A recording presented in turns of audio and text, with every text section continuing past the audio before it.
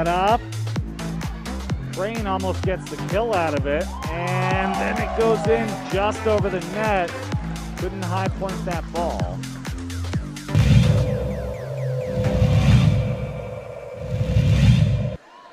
Pius with some real estate. Montoya, there she goes. She's going to get a shot on the goal. Montoya, it's good. First goal of the game is the senior, Natasha Montoya, for her 20th goal of the season.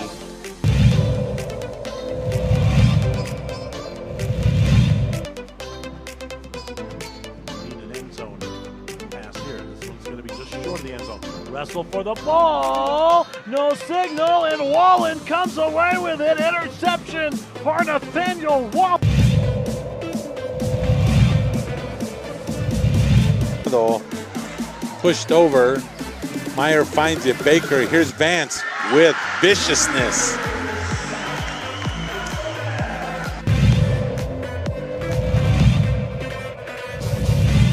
Good save by Ruiz. Scooped over by Albo. Trinity Carpenter finishes the set. So the Huskies take set number 1, 25-17.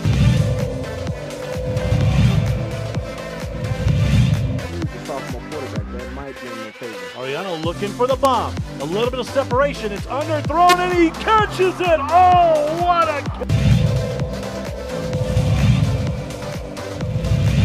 26-25, and that's an ace. And that's set number 3 going to Cibola, 27-25.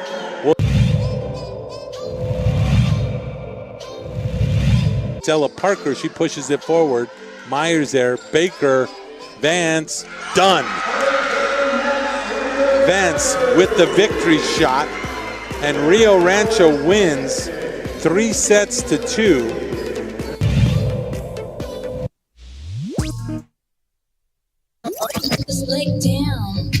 Now. It's 7 a.m. It's 7 a.m. Time for the opening drive. Voted the best sports show in New Mexico For 5 years running.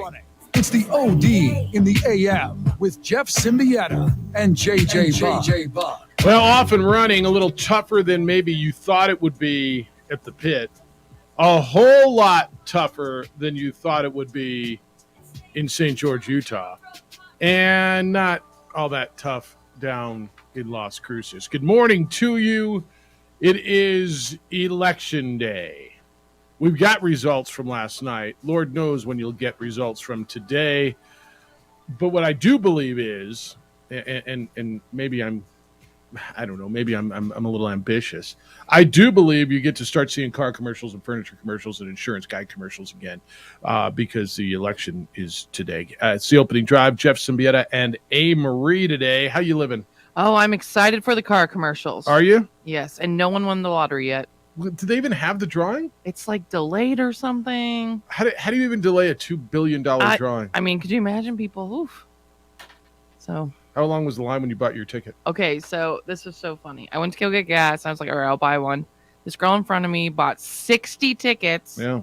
And her strategy was to individually ring them up so the lottery thought she was a different person. Yeah, that she wins. That really? So there's 60 people in line, and she. Wow. Yeah. All right. Well, good luck to you. More so to you than her, honestly. All right. Here's what we got. Just a ton. So Lobos men in a battle last night at the pit. They get by Southern Utah, a new member of the WAC, formerly of the Big Sky. They get by Southern Utah 89-81. Jamal Mashburn Jr. led the way with 24. Jalen House with 23. Morris Udeze had 14 points, and KJ Jenkins had 9 as the Lobos go to 1-0 on the season with their victory. We're obviously going to speak about this. 9 o'clock this morning, Jamal Mashburn Jr. will join us. Awesome. So we'll get to talk to Mash about the season opening victory and off and running for Lobo basketball. But I know a bunch of you were there last night. I want your thoughts on what you thought of the new look Lobos, what was the atmosphere like, and here we go. Ladies on the road, not as successful. They get beat at Southern Utah. 76-68 was the number last night. We've got a call out to the voice of the Lobos, J.J. Buck. So we're going to try to work J.J. in at some point. 7:15 is when his bus leaves. Oh. So they're kind of loading up the bus right now. So we're going to try to catch up with JJ at some point and kind of figure out what the heck happened as they get off to on the wrong foot. Led most of the first half, and then they lost their shooting strokes and were outplayed in the second half, and they lose 76-68. Latasha Duff, 17 in the first half. Lobos were up 41-36 at intermission. She had 3 points in the second half. Jalen Bates was the only Lobo really that did a lot in the second half, and they get beat on the road. So we'll talk at some point. I think we'll catch up with JJ. And then down in Cruces, a big night for the Aggies. Oof. As they beat up on New Mexico Highlands. 101-52 was the number for New Mexico State last night. They just, and look, that's how that needed to go. They're better than New Mexico State. I'm sorry, the New Mexico Highlands, and they had 3 guys in double figures. Issa Muhammad led the way with 20 points and 8 rebounds, a double-double for DeShondre Washington, 17 points. Actually, a triple-double for DeShondre Washington, 17, 10, and 10 for him, and then 16 points for Mike Peak. And so the Aggies roll. Next up, they get the Miners. So we got that. Expecting to speak with Jerry Kill at 7:15 this morning. Aggie football. They're back at it after a bye week, and they get Lamar. Final home game of the season for the Aggies. They look to win their 4th game. And dare I say, Marie, they look to win their 3rd in a row. Let's go. Down in Cruces this weekend. So the Jerry Aggies, killing it. He's kind of Jerry killing it. No, I mean, and I understand who they're playing and what they're doing, and but I also understand who they are and where they've been. And their 3-game winning streak would basically span a month, right? It was on the 15th of October. They beat New Mexico, then had the bye week. Then they had the issue. They beat UMass. They had the San Jose State game that was not played because of the tragedy in San Jose. So that's kind of where our guest list is today. 7:15, Jerry Kill, I think. JJ Buck, we might. JJ Buck somewhere sprinkled in here. And 9 o'clock, Jamal Mashburn Jr. for Lobo men's basketball. In there, we'll also hit about the football game last night. Ravens beat the Saints 27-13 in a workmanlike, how would you say it last night? Kind of workmanlike for the Ravens going in there. They ran the ball right down the throats of the New Orleans Saints, 188 yards on the ground. Lamar wasn't spectacular, didn't need to be, because the Saints got nothing out of their offense. Andy Dalton, 210 and a touchdown with an interception, really kept Alvin Kamara in check. We've been hearing a lot. What happened to that Baltimore defense? And last night they showed up. Yes, and Andy Dalton is now 0-7 in primetime. But yeah, no, I was expecting a big defensive game from the Ravens in general, but the New Orleans Saints couldn't. I watched the whole game. Yeah. The New Orleans Saints, well, I kept flipping between basketball because that was a lot of fun. But New Orleans couldn't do anything last night. Anything on offense. I give it to the Baltimore defense, which is like, I'm surprised they even scored that much. It was horrendous. Well, if you think back on what Baltimore, where they've hung their hat, where they've made their reputation over the last really decade and a half to 2 decades, it's been on the defensive side. Absolutely. And now they've got a dynamic young quarterback. And honestly, Lamar hasn't been unbelievable in the last 4 games. The first 3-4 games, he was great. The last 4, he's been relatively pedestrian. Now, he did run for 82 yards on 11 carries last night. But Kenyon Drake really carried the load. He was frustrated last night. I'm like, Seeing he was that way, winning. throwing the ball down a few times. Yeah, he was running. I mean, they were crushing this. Well, it was awful, the Saints, but he was so frustrated. Yeah, it was interesting. Yelling at his linemen. I was like, all right, buddy, you're up by a lot. As they improved to 6-3. Yes. And they're right there. And I think when you start talking about the AFC, and we will, and when you start thinking about what's going on in Buffalo and Josh Allen's elbow and the uncertainty there, and I think you better have a conversation that includes the Baltimore Ravens when you talk about the AFC. Absolutely. And you could throw the Dolphins in there, and you can throw the Jets in there, and you can throw whoever you want. But I think the Ravens have got to be the Bengals, Chargers if you like, But the conversation's got to include, I think, the Ravens, because they've got a dynamic quarterback. And if their defense continues to play the way that their defense is playing right now, and again, I understand they did it against Andy Dalton, and Andy Dalton has not been very good. But last week they held Tommy. Well, they're not very good, Jeff. 22 points. The week before, 20 to the Browns, 20 to the Giants, 17. They're putting up points. 19 to the Bengals. So they're decent, and I think better than decent, and they won again last night. So we'll get into that. The Josh Allen elbow thing, I think, is a real conversation that we better have.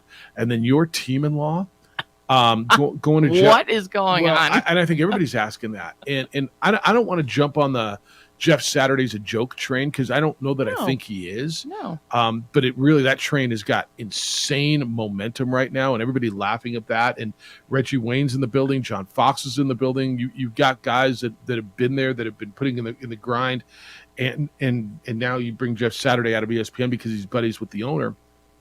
It's kind of how it works. I almost feel uncomfortable for Jeff Saturday walking back into that building.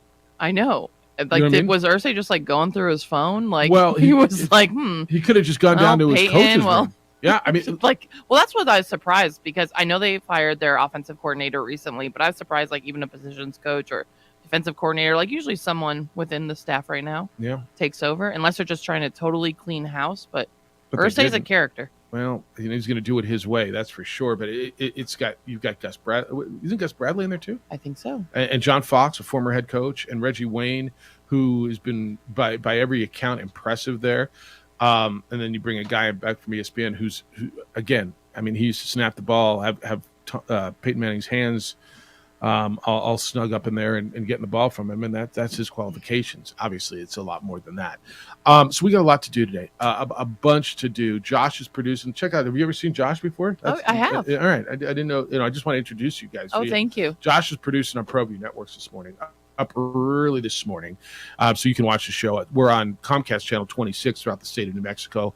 On our Facebook page, the OD in the AM, and that's where you can watch it today. Give us a call. The phone line and the text line is the same number. It's area code 505-246-0610. That's area code 505-246-0610. Your emails, jeff@sportsanimалabq.com. When we return, we are reaching out to Jerry Kill. You want me to just tell him that you're going to be calling, so he kind of expects it? Yes. The New Mexico State football coach is coming off a bye. They will get Lamar this weekend. So that's coming up next, I think.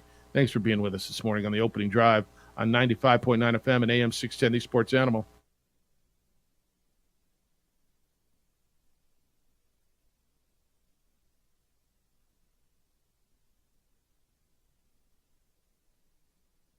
We would like to thank the following sponsors for making this broadcast possible.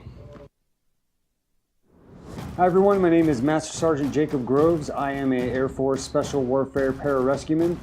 Air Force Special Warfare are proud supporters of ProView Network and New Mexico Youth Sports. Air Force Special Warfare operators are critical thinkers. They maintain a high level of fitness, they take initiative, and they don't quit. For more information on Air Force Special Warfare, contact me at the number listed below.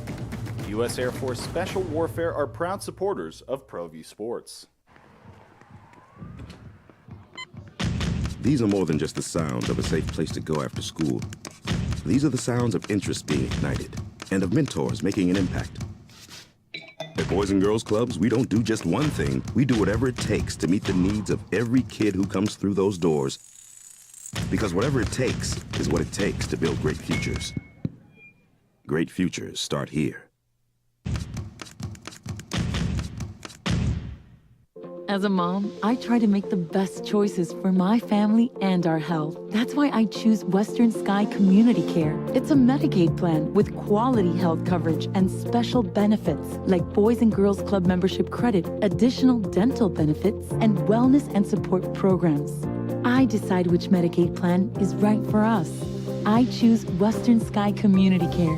Learn more about Western Sky Community Care by visiting discoverwesternsky.com today. Well, I'm going to the frontier, walking to the cashier, order up a root beer and a number one. Cover it with green stuff, one scoop is not enough. Find a booth is real tough, back by the Duke. Meet my family, meet my friends in the quirkiest restaurant I have ever been. All of Albuquerque's favorite spot. It's the Frontier Restaurant. The Frontier Restaurant is a proud supporter of ProView Networks. Don't sacrifice quality and flavor when you're in a hurry. Golden Pride offers ribs, fried chicken, green and red chili, breakfast burritos, and Frontier Cinnabons. 4 great locations, or visit us online at goldenpride@abq.com. Golden Pride Barbecue Chicken and Ribs, proud supporter of ProView Sports Network.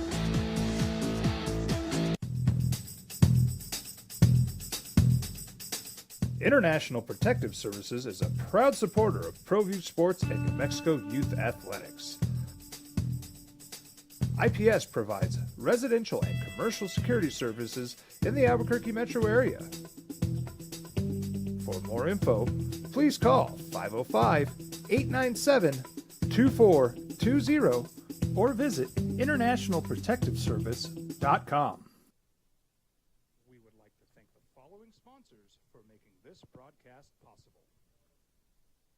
We would like to thank the following sponsors for making this broadcast possible. Everguard Roofing and Solar. For nearly 20 years, Everguard Roofing and Solar has been working with New Mexicans to enhance their homes and businesses. For all your roofing and solar needs in New Mexico, call 505-821-9543.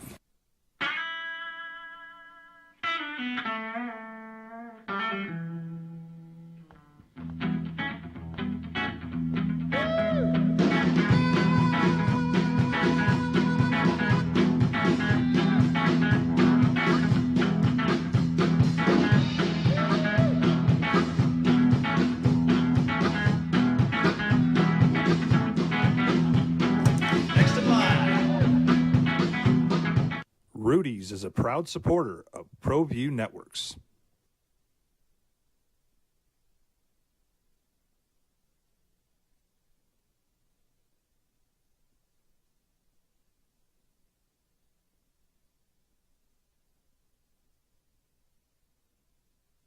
For your business or your home, Valley Fence stands alone. We're number 1 in New Mexico for a reason. It's the best fence you can own. Proudly serving New Mexico for over 50 years.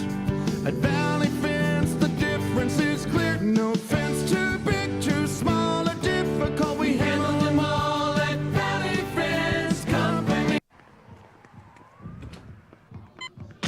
These are more than just the sounds of a safe place to go after school. These are the sounds of interest being ignited and of mentors making an impact. At Boys and Girls Clubs, we don't do just one thing. We do whatever it takes to meet the needs of every kid who comes through those doors. Because whatever it takes is what it takes to build great futures. Great futures start here.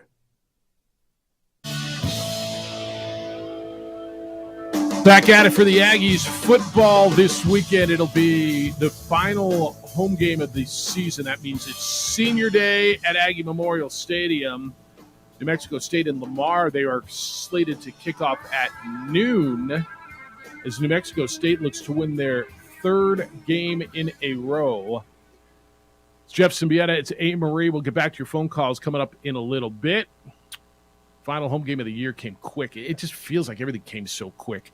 The Aggies are playing good football, coming off a bye week last week. The week prior, they win their first road game since 2018. And football coach at New Mexico State is Jerry Kill, who joins us this morning. Good morning, Jerry. How you living?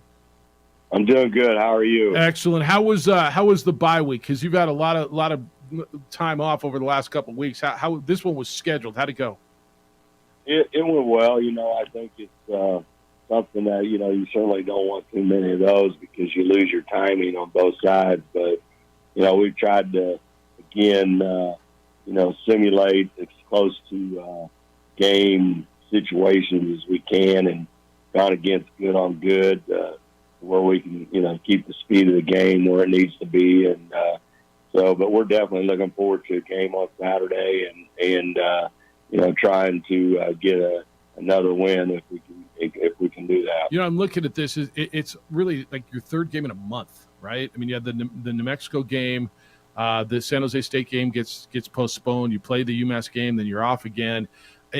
How is it for timing? Is it a good time of year maybe to get healthy, or because you're playing well, would you rather just be out there every week? Yeah, I'm not big in off weeks, man. One a year, that's good, but this many, it's very difficult. And the only kind of thing is we played more games than anybody in the first month, and anybody in the country, and then all of a sudden we're in that situation where we're not. And so it's been a awkward year when it comes to scheduling and when we play and so forth. But it is what it is, and the more you make of it as a coach, the more issue it is. So we just try not to make much issue and tell all our kids this is time for us to get a lot better. Well, and that's how we approached it. Yeah, and you've been getting better. And you look at what's going on here, an opportunity for a 3-game winning streak, and there haven't been a lot of 3-game winning streaks down there in a long time. And do you even talk about that, or is it, okay, Lamar's up next, and they're the next football team in, or how much big picture do you talk to your kids about? I don't talk the big picture much right now. I talk more about the right things you got to do to be successful, and getting better. 1% at a time, if that's what it is. But every day we got to practice. We're going to try to get better, because we're not where we want to be as a program. And I got the 8 things on the board they look at all the time, and I said you look at those, and we're not there yet. So. We got a long way to go yet, but, the kids are, playing hard. And as long as we do that, and we're playing with a lot of enthusiasm, a lot of juice, and then we did at UMass, and, we got to do it this week, because we're not good enough not to play like that. But we got a long way to go. But like I said, our biggest thing, I think, right now, we play with a little bit of energy. And, these kids nowadays, you never know what's going to happen. You look at college football, you just don't know what's going to happen. So you got to bring your A game every week, and we try to do that in practice. We simulate game day or game in practice as much as we can. Jerry Kill is New Mexico State's football coach with us on the opening drive. It'll be the Aggies in Lamar noon at Aggie Memorial Stadium. And it's senior day, Jerry, and I'm looking through the roster, and I see seniors, but you got some guys who are COVID seniors and have an extra year. How are you treating senior day? A, because you don't have a ton of them, and B, here you are in your first year. The guys who have laid the foundation, I know, are very, very important to you, and the guys who are playing their last home game, it means a lot to them. It does, and I'm not sure. Here's the deal. I don't know if it's going to be our last home game. So yeah, because you might make up that San Jose State game, hopefully. Yeah, so it's kind of a double-edged sword, and I think we'll know here today what's going to happen, because we have to know. We've had so many question marks on that. But to answer the question, the kids that are going to walk out there in senior day is going to be the kids that have graduated and officially, used all their eligibility. And then if there's some kids that are not going to come back and use their eligibility, we'll also honor them. Yeah. I saw yesterday, or maybe it was the day before, you're getting another national TV game that you'll play next week at Missouri, and ESPNU is going to have that. It's going to be a 5:30 start, and it's a big deal on national TV. And here you are, you're playing better, you're getting more exposure. All that's got to be great for the program. And when you go out and recruit now, Jerry, are you feeling a different vibe? And I know you used last week as a bye week, you and the staff were out recruiting. Are you getting a different vibe even now that you're playing better than you did maybe 2 months ago when you're out recruiting? Well, I feel like that we are, and I think a lot of it has to do with, we've won some games, and then I think that, we also, it came out that we were like the, one of the top 2 or 3 teams in the country that increased in attendance, like 40, I think we're 48% that we increased attendance, and we're one of the top teams in the country of doing that. There's just been a lot of, positive things come out over the last month, and, and beating New Mexico was a big thing. It was a big, I don't even know if I knew how big it was, but huge thing in this state, and really, everybody talks around the country about it. Well, when you say that, what does that mean? So explain that, because I think people say, yeah, it's a big rivalry locally, but what does that mean that you didn't realize how big it was? What does that mean? What did you find out? Well, I think to the to the people, and I mean, it's a heated rivalry for one, and then how much it means to Las Cruces and us here at New Mexico State, because there's a difference in the way you want to look at it in the facilities and the things they have and we don't. And so to get that win and hadn't won for a while, I don't know, it just hit a spark in this town that like Mario said, he hadn't seen for a while.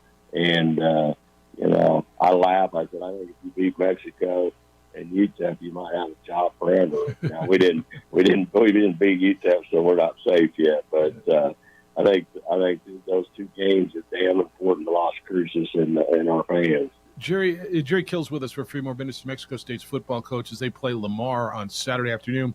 How's the vibe down there? You got your women's soccer team just won their league championship, and they're going to the NCAA tournament. Basketball tips off, and I know there's a lot of excitement with Greg and everything that he's doing down there. And then football's won 2 in a row.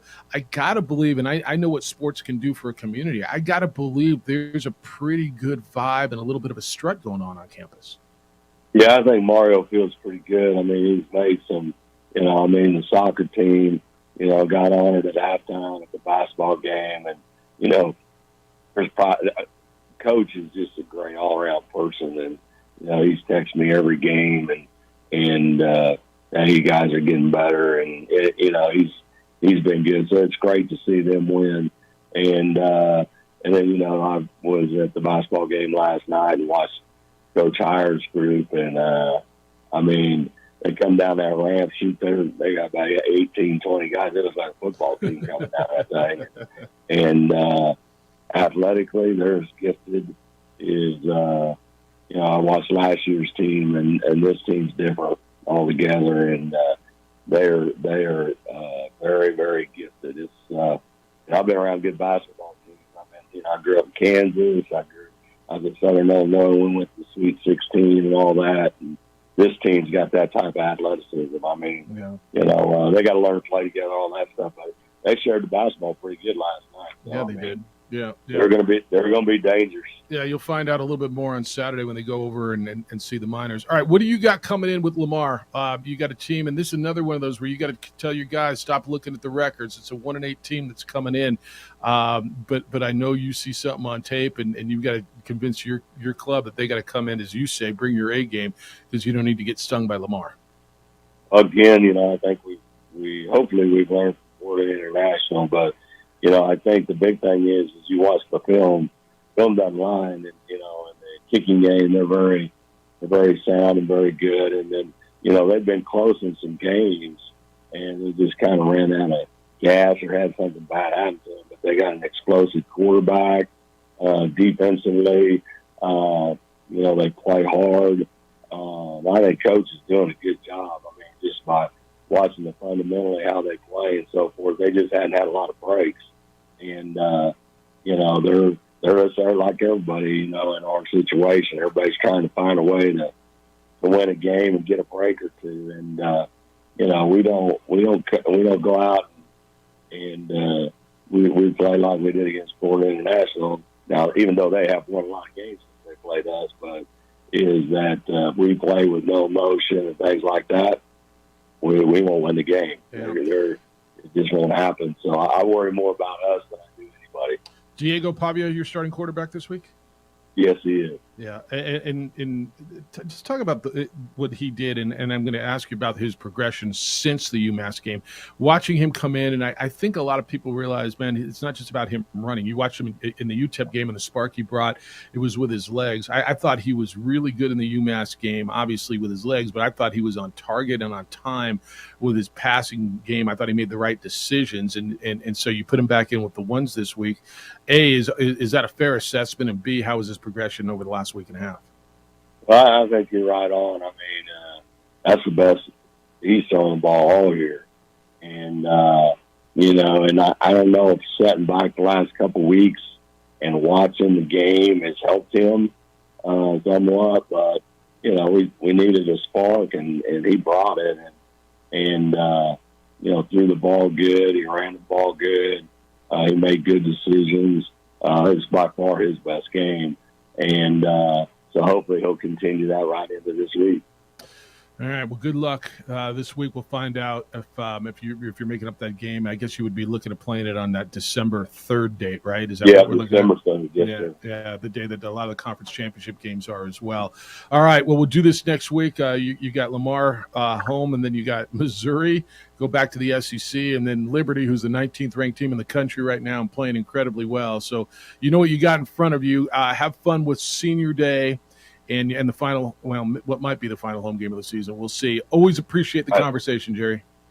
Take care now. Have a great day. All right, you too. Be well. Jerry Kill, head football coach. So he was saying we may know today whether or not they're going to make up that game and whether it's San Jose State or somebody else. Yes. Because San Jose State is still in contention to play for the Mountain West Conference Championship. If they do, they would be playing that day. And if not, that they come down here and or go down to Cruces and play that. Diego Pavia, he said, will be his starting quarterback. And I don't think that's a surprise. A young man from Volcano Vista who won a national championship at New Mexico Military Institute last year in junior college is your starting quarterback this week. It could change again. I don't think Jerry's committed to long-term, but certainly that young man earned it in the UMass game. You can respond to what you heard there. Aggie fan, how you feeling? The attendance bump has been big. He said he didn't realize how big beating New Mexico was.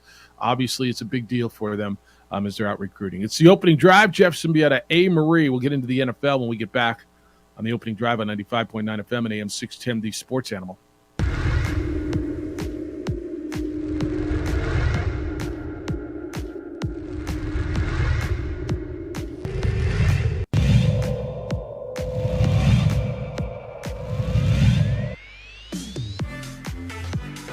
Set up. Crane almost gets the kill out of it, and then it goes in just over the net. Couldn't high point that ball.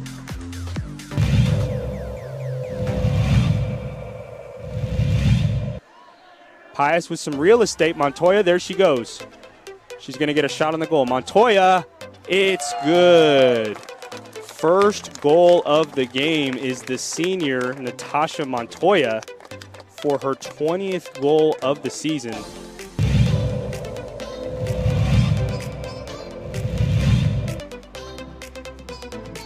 Need an end zone pass here. This one's going to be just short of the end zone. Wrestle for the ball. No signal, and Wallen comes away with it. Interception for Nathaniel Wallen. Though pushed over. Meyer finds it. Baker. Here's Vance with viciousness.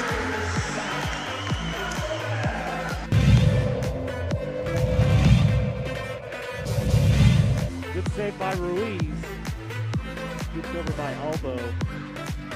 Trinity Carpenter finishes the sack. So the Huskies take set number 1, 25-17.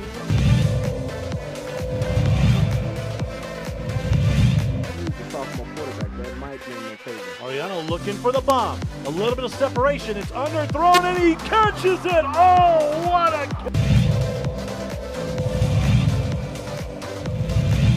26-25, and that's an ace. And that's set number 3 going to Cibola, 27-25.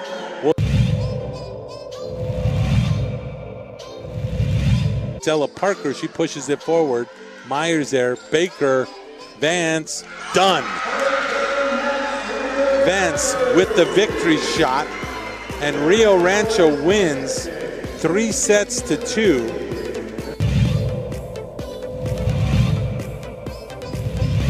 Ariano, there's open back out there. And Pasket Bell, ring that bell. Elliott is in for the touchdown. Wow, is he special.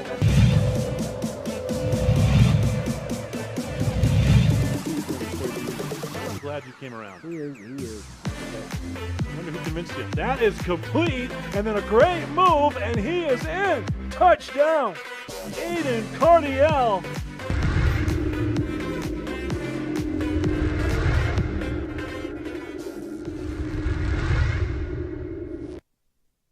We would like to thank the following sponsors for making this broadcast possible. We fight the battles no one hears about. We drop into the middle of firefights to rescue others. And act as one-man air traffic control towers. We're the ones who go before all others.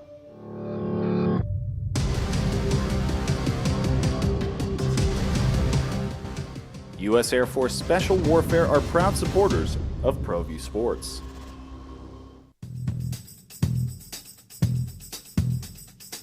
International Protective Services is a proud supporter of ProView Sports and New Mexico Youth Athletics.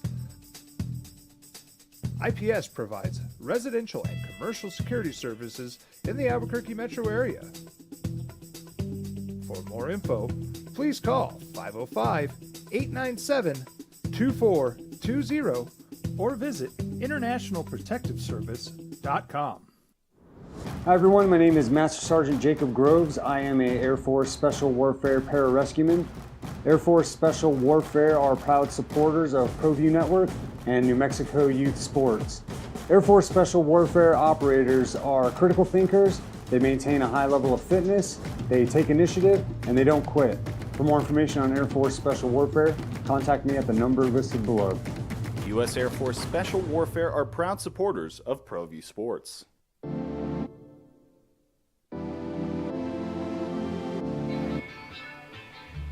Aggies were winners last night in their opener at home, 101-52 over New Mexico Highlands in men's basketball. Lobos at the pit, 89-81 over Southern Utah. Southern Utah never took the lead, but it was never a comfortable margin all night at the pit. And the ladies on the road, Lobo women, lose 76-68 at Southern Utah.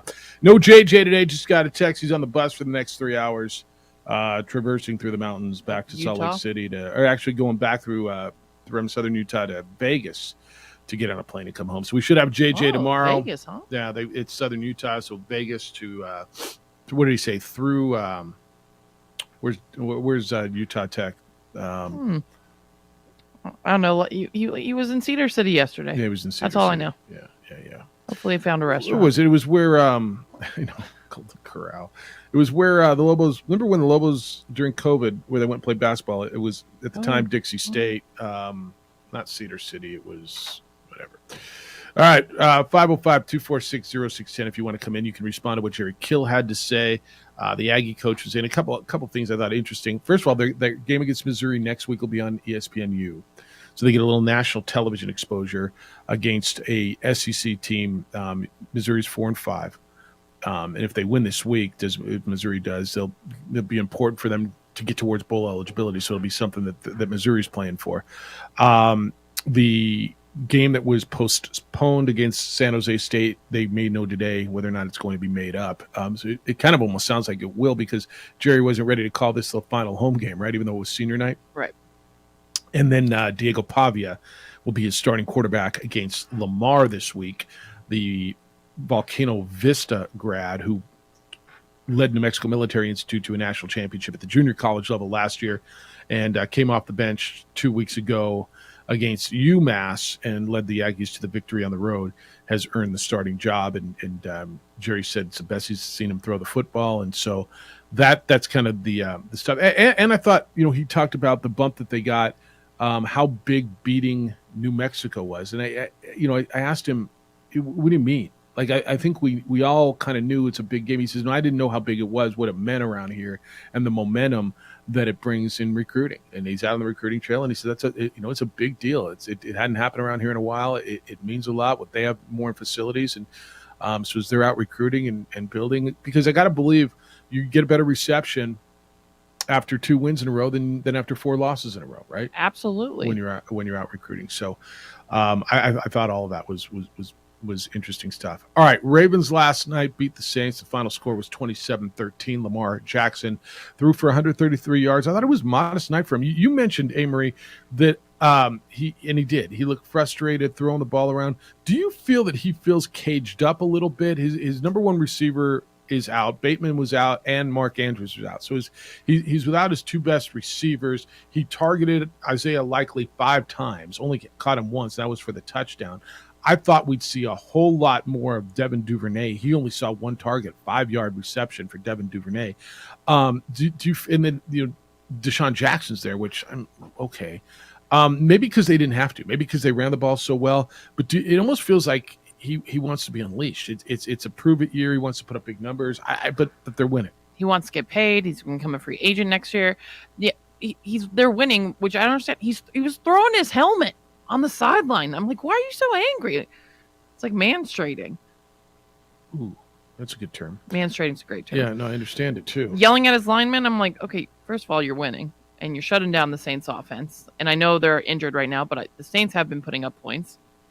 So, I mean, is he frustrated? To your point, he wants to get paid. I think he's getting paid, right? I mean, we all think he's getting whether he puts up gigantic numbers or not, isn't he getting paid? Yeah. Well, that's why. It all makes sense now. Man wants to get paid. He's seen everyone else get paid. Well, but does he have to put up gigantic numbers to get paid, or they just have to win? They have to win. Right? And so they're 6-3. I mean, if they go, I don't know, 8-9, 9-8, and he puts up gigantic numbers, does he get any more money than he does if they go 12-5 and he doesn't put up gigantic numbers? Yes. He's you think so? He's their guy, right? One way or another, he's getting. I mean, he's got his. I think they want him to be his guy, and I think he is their guy. Yeah, it's just organized chaos there to me. Their offense. What are the odds you think he goes free agent? Just says, you know what, I'm good. You guys didn't want to give me what I want. It's kind of what I feel with Aaron Judge. I feel like because I'm like, I was what changed my mind last night is when he was throwing helmets, winning in prime time. Yeah. I was like, what is it? This is definitely not about the game currently. So I definitely am up in the air like, maybe Lamar's not happy. So where would he want to, like, everybody would take him, right? I mean, everybody. You could tell me he wants to go to Arizona, they get rid of Kyler Murray. You can tell me he wants to go to San Francisco, they get rid of Trey Lance and Jim Garoppolo. Like, there's very few places right now where he could not usurp the quarterback.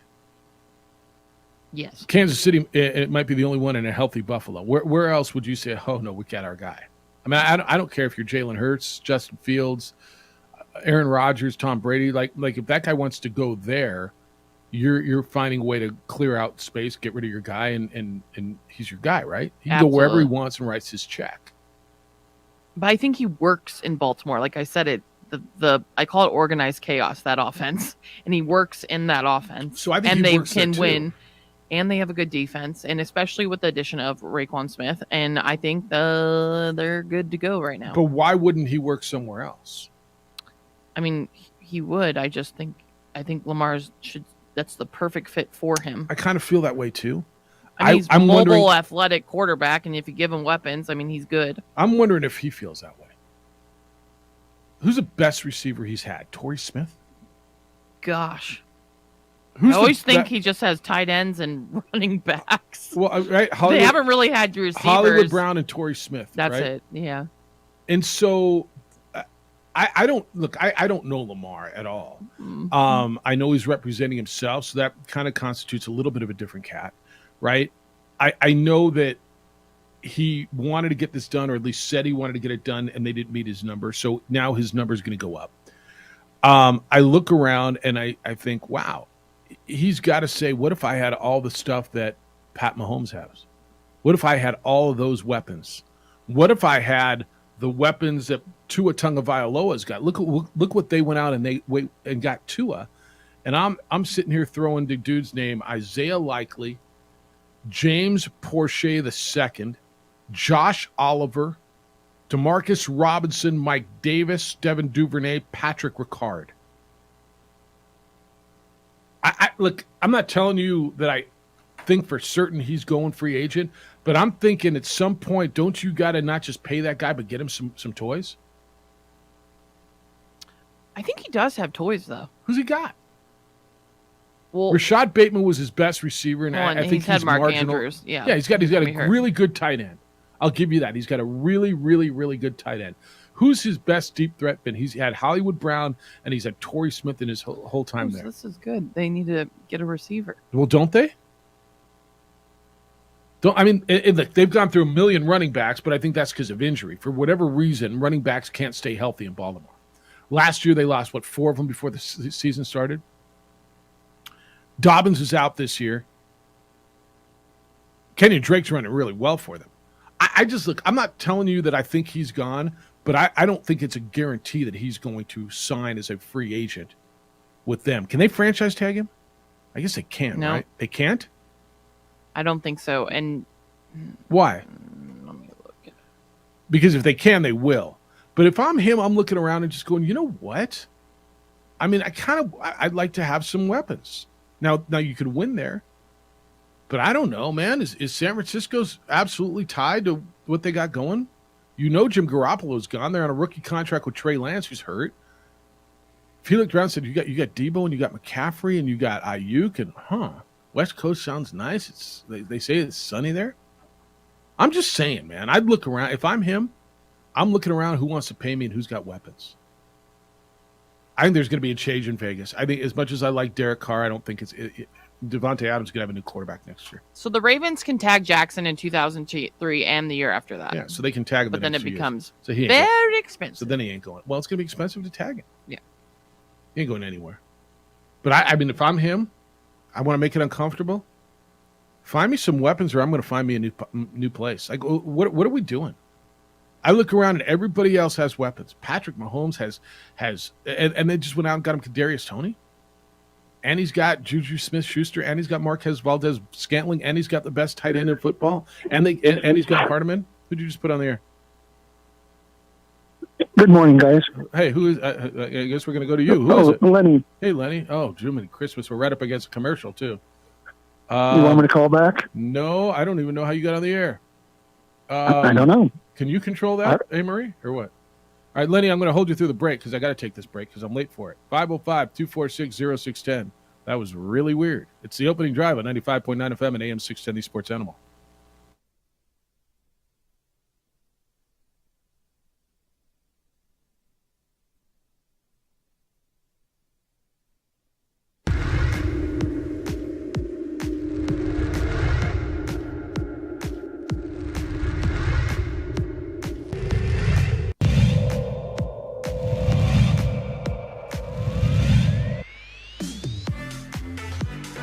Set up. Crane almost gets the kill out of it, and then it goes in just over the net. Couldn't high point that ball.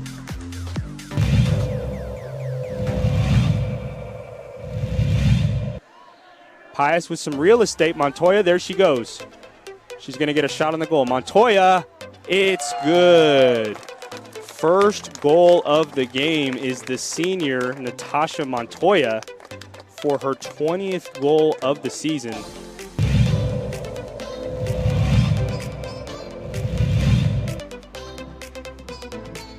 an end zone pass here. This one's going to be just short of the end zone. Wrestle for the ball. No signal, and Wallen comes away with it. Interception for Nathaniel Wallen.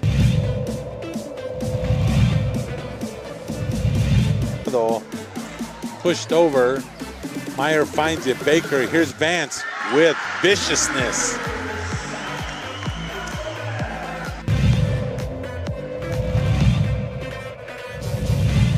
Good save by Ruiz. Scooped over by Albo. Trinity Carpenter finishes the sack. So the Huskies take set number 1, 25-17.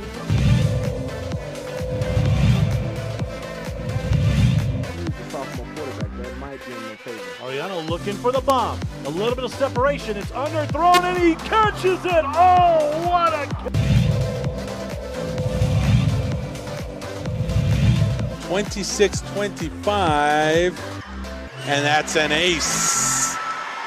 And that's set number 3 going to Cibola, 27-25.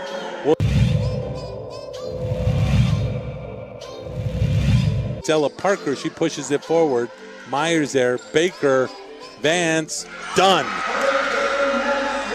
Vance with the victory shot. And Rio Rancho wins 3-2.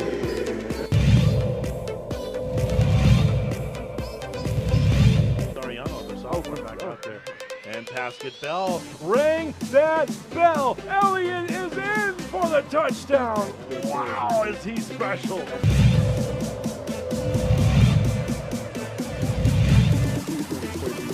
I'm glad you came around. He is. I wonder who convinced you. That is complete, and then a great move, and he is in. Touchdown. Aiden Cardiel.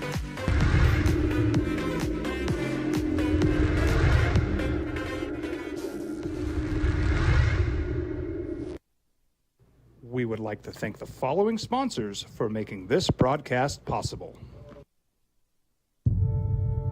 We fight the battles no one hears about. We drop into the middle of firefights to rescue others. And act as one-man air traffic control towers. We're the ones who go before all others.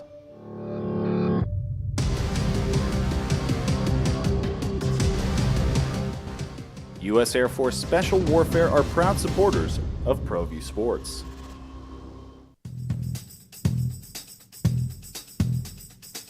International Protective Services is a proud supporter of ProView Sports and New Mexico Youth Athletics. IPS provides residential and commercial security services in the Albuquerque metro area. For more info, please call 505-897-2420 or visit internationalprotectiveservice.com. Hi everyone, my name is Master Sergeant Jacob Groves. I am a Air Force Special Warfare Pararescueman. Air Force Special Warfare are proud supporters of ProView Network and New Mexico Youth Sports. Air Force Special Warfare operators are critical thinkers. They maintain a high level of fitness, they take initiative, and they don't quit. For more information on Air Force Special Warfare, contact me at the number listed below. U.S. Air Force Special Warfare are proud supporters of ProView Sports.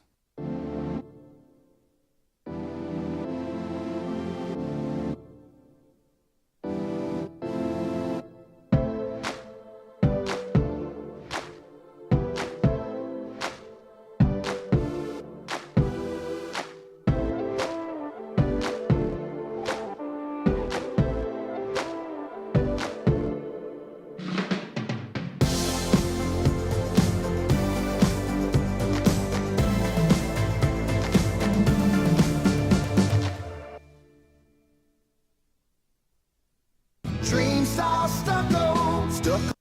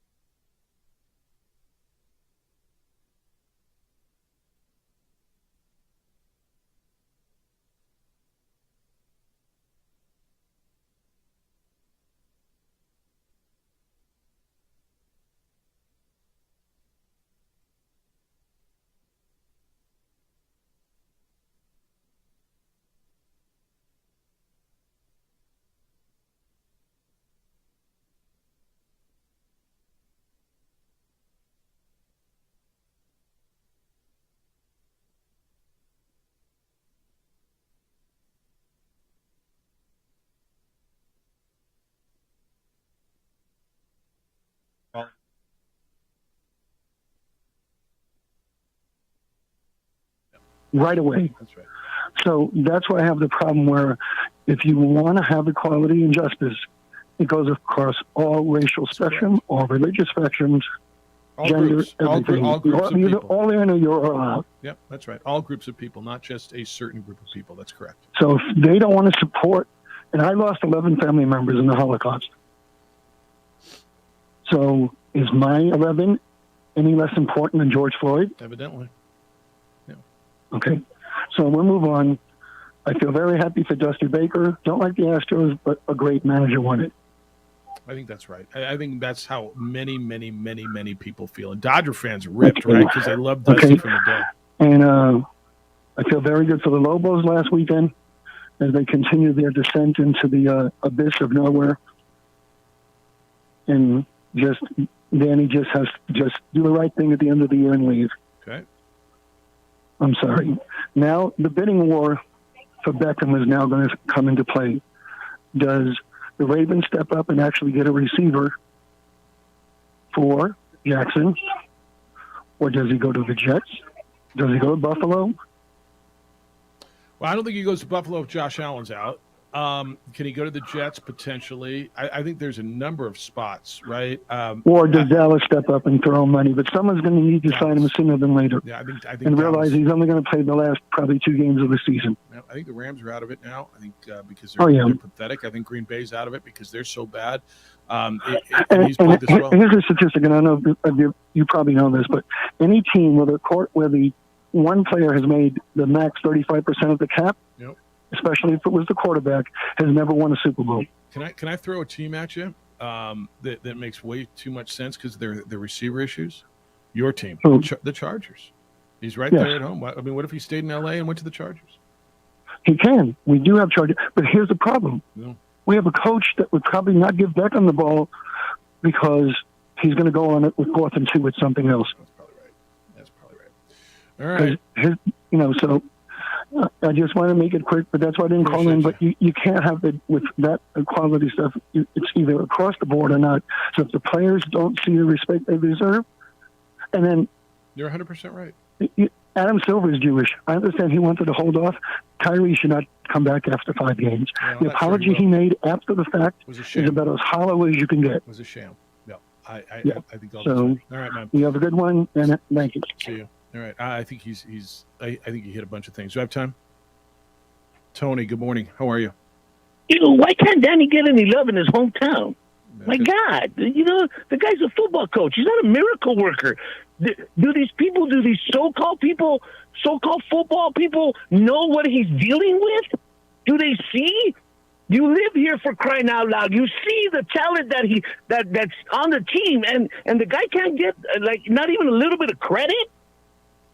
My God, you could bring Vince Lombardi. Vince Lombardi's probably going to have the same record. My God. Anyway, that's just New Mexicans. New Mexicans love to complain about everything. Oh, the balloon fiesta. It's too many balloons. Oh, my God, there's not enough balloons. Just whatever. But, sir, I have to respectfully disagree with you wholeheartedly on the whole Lamar Jackson thing. Okay. What has he done to deserve a big payday? Well, what has he done? Well, he's winning. He won an MVP. Yeah. Okay, I'll give him that. Cam Newton won an MVP, and he took his team to the Super Bowl. Lamar's got one playoff win in his career.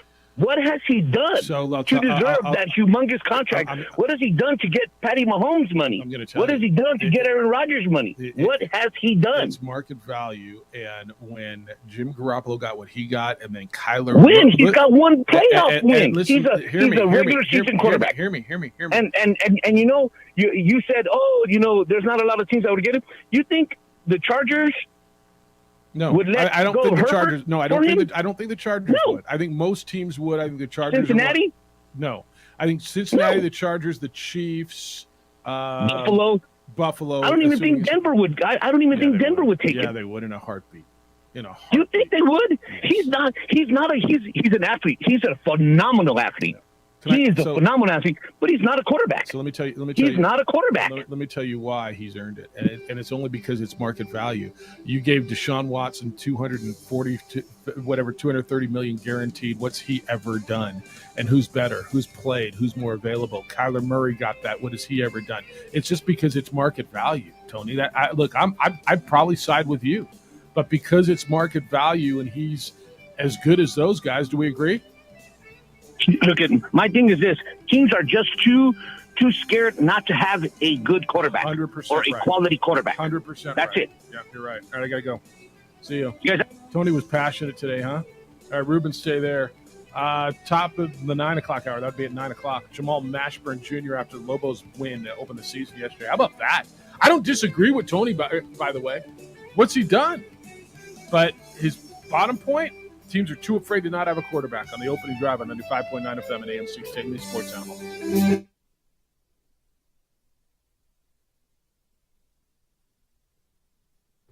We would like to thank the following sponsors for making this broadcast possible. Dream style stucco. Stucco is the way to go. The Southwest tradition, beautiful and durable. The perfect combination. Your favorite color, your favorite texture. You're gonna love it when they put it all together. Through any weather, nothing looks better. From the smooth to the rough, they really know their stuff. Nobody does stucco like Dream style stucco. We would like to thank the following sponsors for making this broadcast possible. For your business or your home, Valley Fence stands alone. We're number one in New Mexico for a reason. It's the best fence you can own. Proudly serving New Mexico for over 50 years.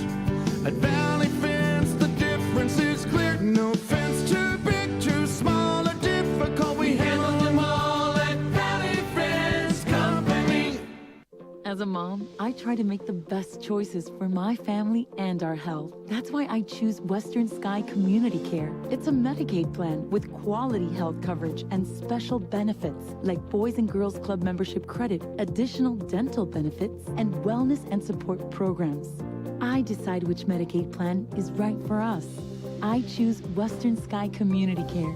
Learn more about Western Sky Community Care by visiting discoverwesternsky.com today. Don't sacrifice quality and flavor when you're in a hurry. Golden Pride offers ribs, fried chicken, green and red chili breakfast burritos, and Frontier Cinnabons. 4 great locations, or visit us online at goldenpride@abq.com. Golden Pride Barbecue Chicken and Ribs, proud supporter of ProView Sports Network.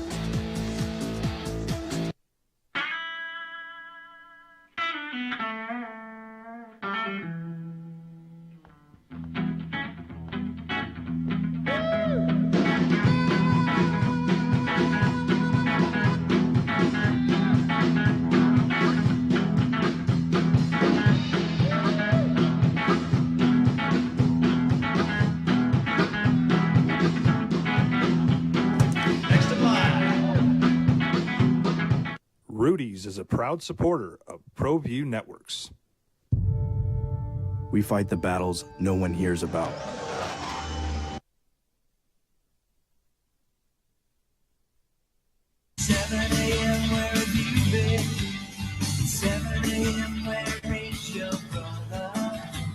Now, voted the best sports show in New Mexico for 5 years running. This is the opening drive with 3-time New Mexico Sportscaster of the Year, Jeff Symbieta and JJ Bond. A little bit of passion from you this morning, huh? I don't disagree. Tony just called in and said, what has Lamar Jackson done?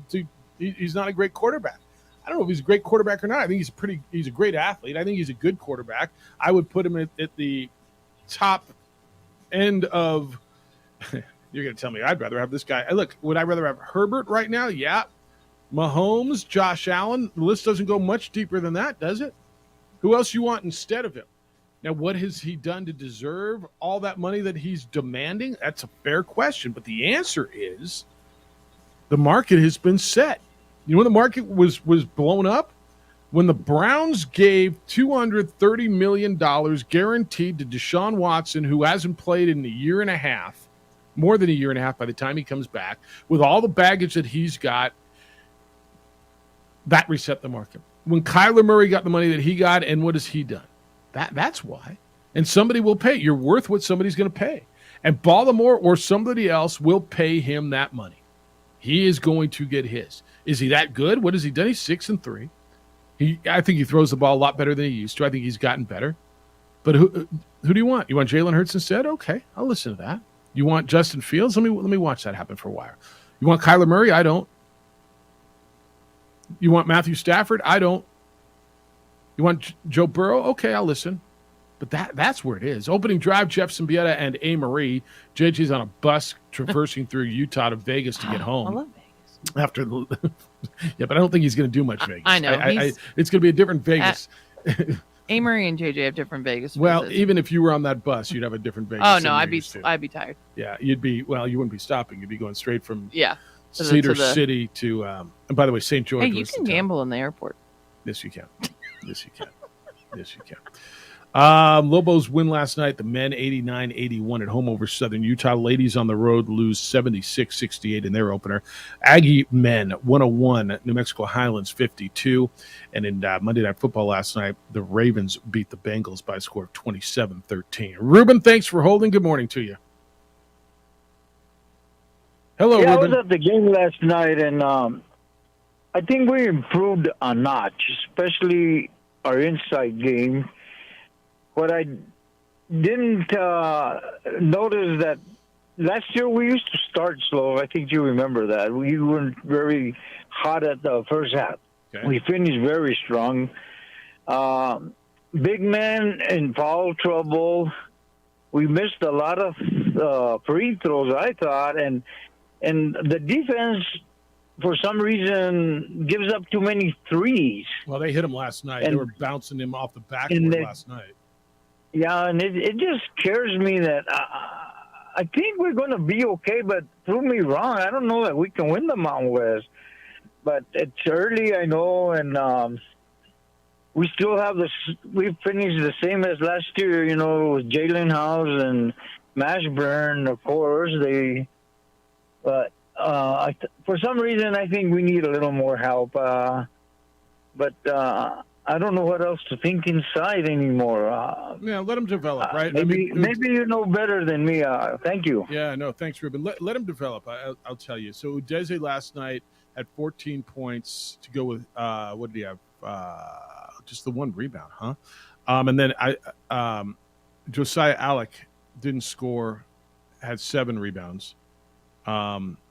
And he only took the one shot. So I don't think Alec is going to be what you want offensively or what you expect. I think he's going to be a defensive. Your backcourt's going to be where you score. Your backcourt's going to be dynamic, and that's what it is. You got 24 out of Mashburn, you got 23 out of House last night. So Super athletic. Yeah, no, that's 47 There were 50 points. fouls last night. Yeah, no, there were, And they overcame that too. Like, they were in foul trouble all night.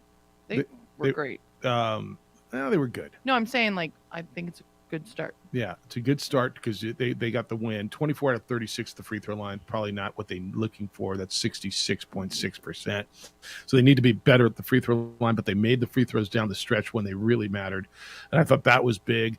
Down the stretch, the ball was in House's hand. A couple of key possessions where he held it and ate the clock and then went to the rim. But we'll talk with Jamal Mashburn Jr. coming up at 9 o'clock this morning about the season opening victory. Ruben talked about the Mountain West. Most everybody got started last night, around the league last night. The preseason favorite is San Diego State, 19th ranked in the country. Aztecs beat Cal State Fullerton at home last night, 80-57. So they're 1-0. Air Force got beat on the road. They lost to Bowling Green out of the MAC. So Bowling Green beats the Falcons 62-58. Wyoming opened up at home, beat Colorado Christian 102-69. Utah State hosted Utah Valley out of the WAC.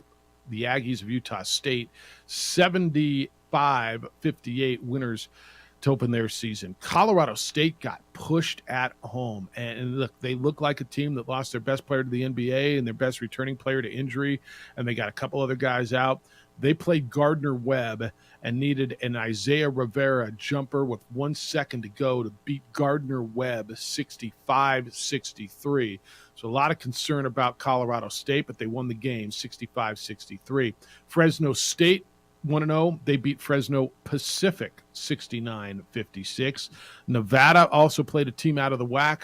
The Wolfpack and Steve Alford are 1-0. They beat Utah Tech 84-71. And UNLV opened up at home with a win over Southern 66-56. So everybody in the Mountain West who played last night was a winner except for Air Force. They got beat. San Jose State will get it going tonight. They are at home. They are 3.5-point favorites against Georgia Southern.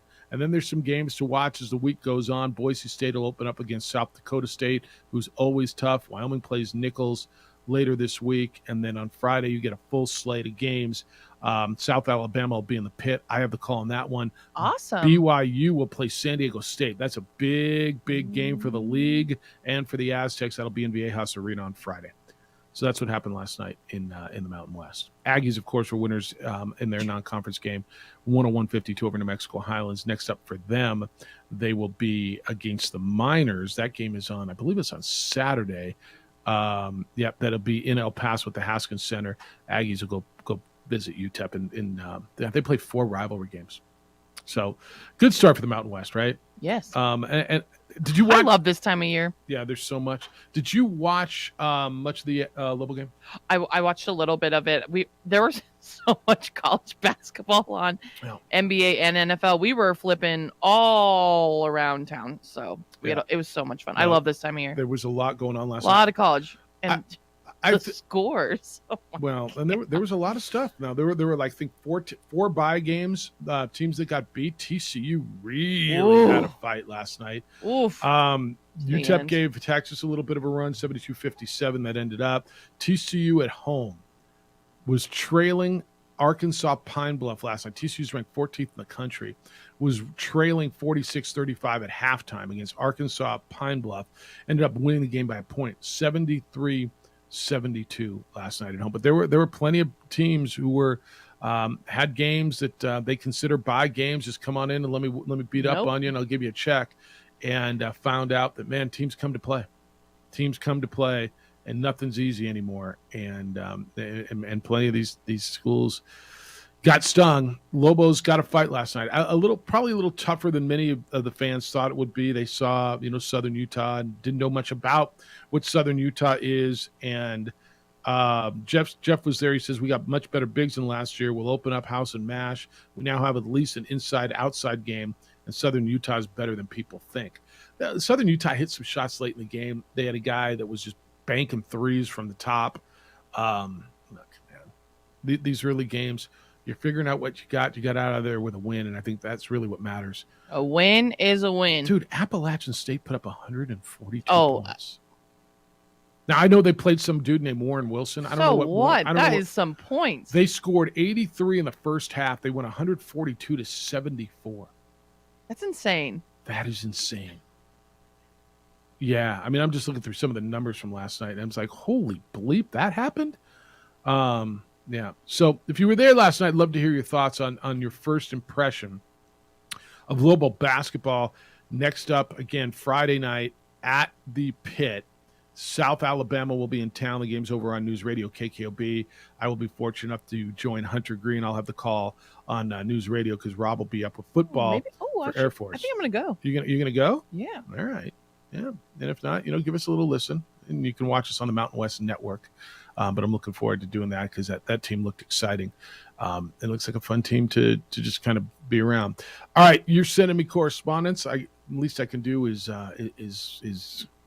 pass that along. So that's coming in at 505-246-0610 on the text line, or Jeff at sportsanimalabq.com. Give us a call at 505-246-0610. You can get in on what the Colts did, Josh Allen's injury, Ravens last night over the Saints. Isotopes are going to have a new manager. Warren Schaefer got called up to the big leagues. He's going to be the third base coach for the Colorado Rockies. That's a big deal for him. And, of course, all the hoop that happened last night, you can get in on that as well. Hey, many men and women struggle with hair loss. They don't know where to go. If you're concerned about thinning hair, you should know about industry-leading, cutting-edge treatments that can reverse that trend and restore your hair. It's at NuMale. NuMale helps men and women feel better and look better by getting their hair back. NuMale's medical professionals walk you through the process, and you get to choose the procedure that's best for you.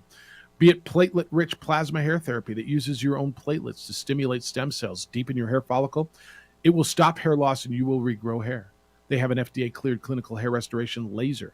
This is proven to regrow hair. And you can get NeoGraft hair transplants. This produces natural-looking results in less than a week, and there's no linear scarring. Men, ladies, NuMale's number is 505-652-1688. That's 505-652-1688. Or online at NuMale. That's NuMale.com. And guys, NuMale also helps men all over the country deal with problems like fatigue and depression, weight gain, even erectile dysfunction with their testosterone replacement. Men feel better. They perform better. Might be time to deal with those things. Call NuMale, schedule your appointment right here in Albuquerque at 505-652-1688. That's 505-652-1688. Or online at NuMale.com.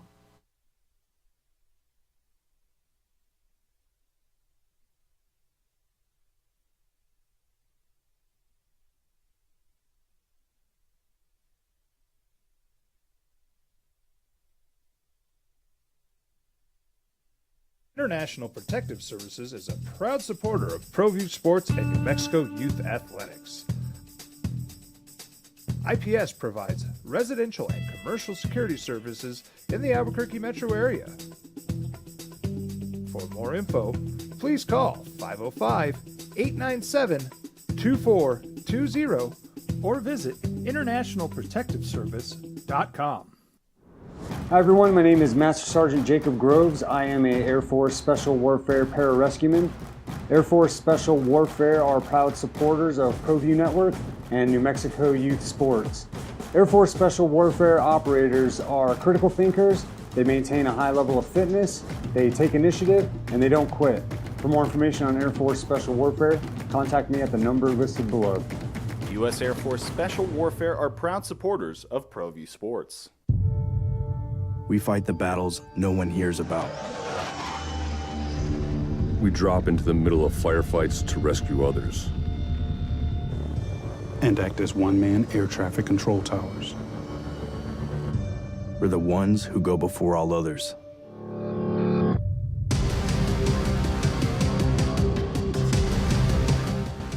U.S. Air Force Special Warfare are proud supporters of ProView Sports. We would like to thank the following sponsors for making this broadcast possible. Everguard Roofing and Solar. For nearly 20 years, Everguard Roofing and Solar has been working with New Mexicans to enhance their homes and businesses. For all your roofing and solar needs in New Mexico, call 505-821-9543.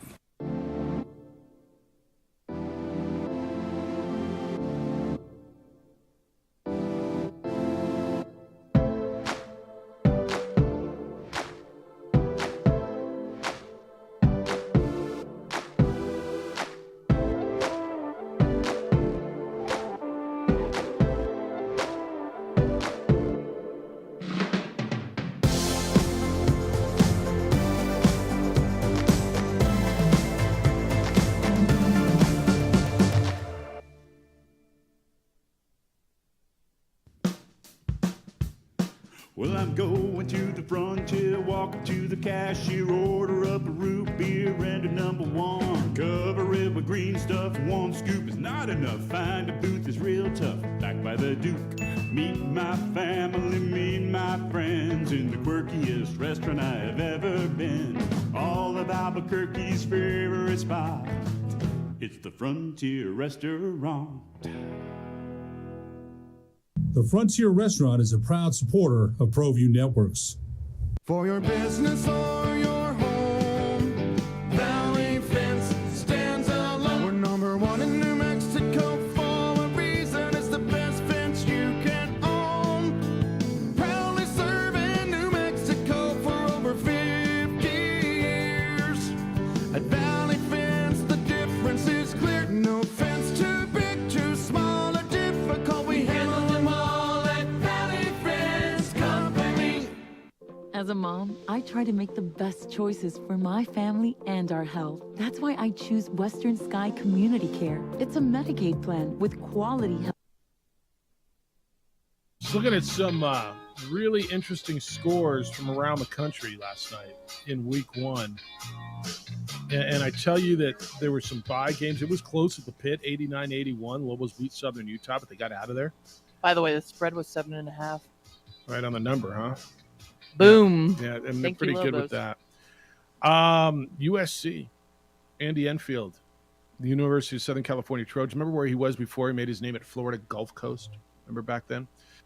Florida Gulf Coast beat USC last night, 74-61. Wasn't even close.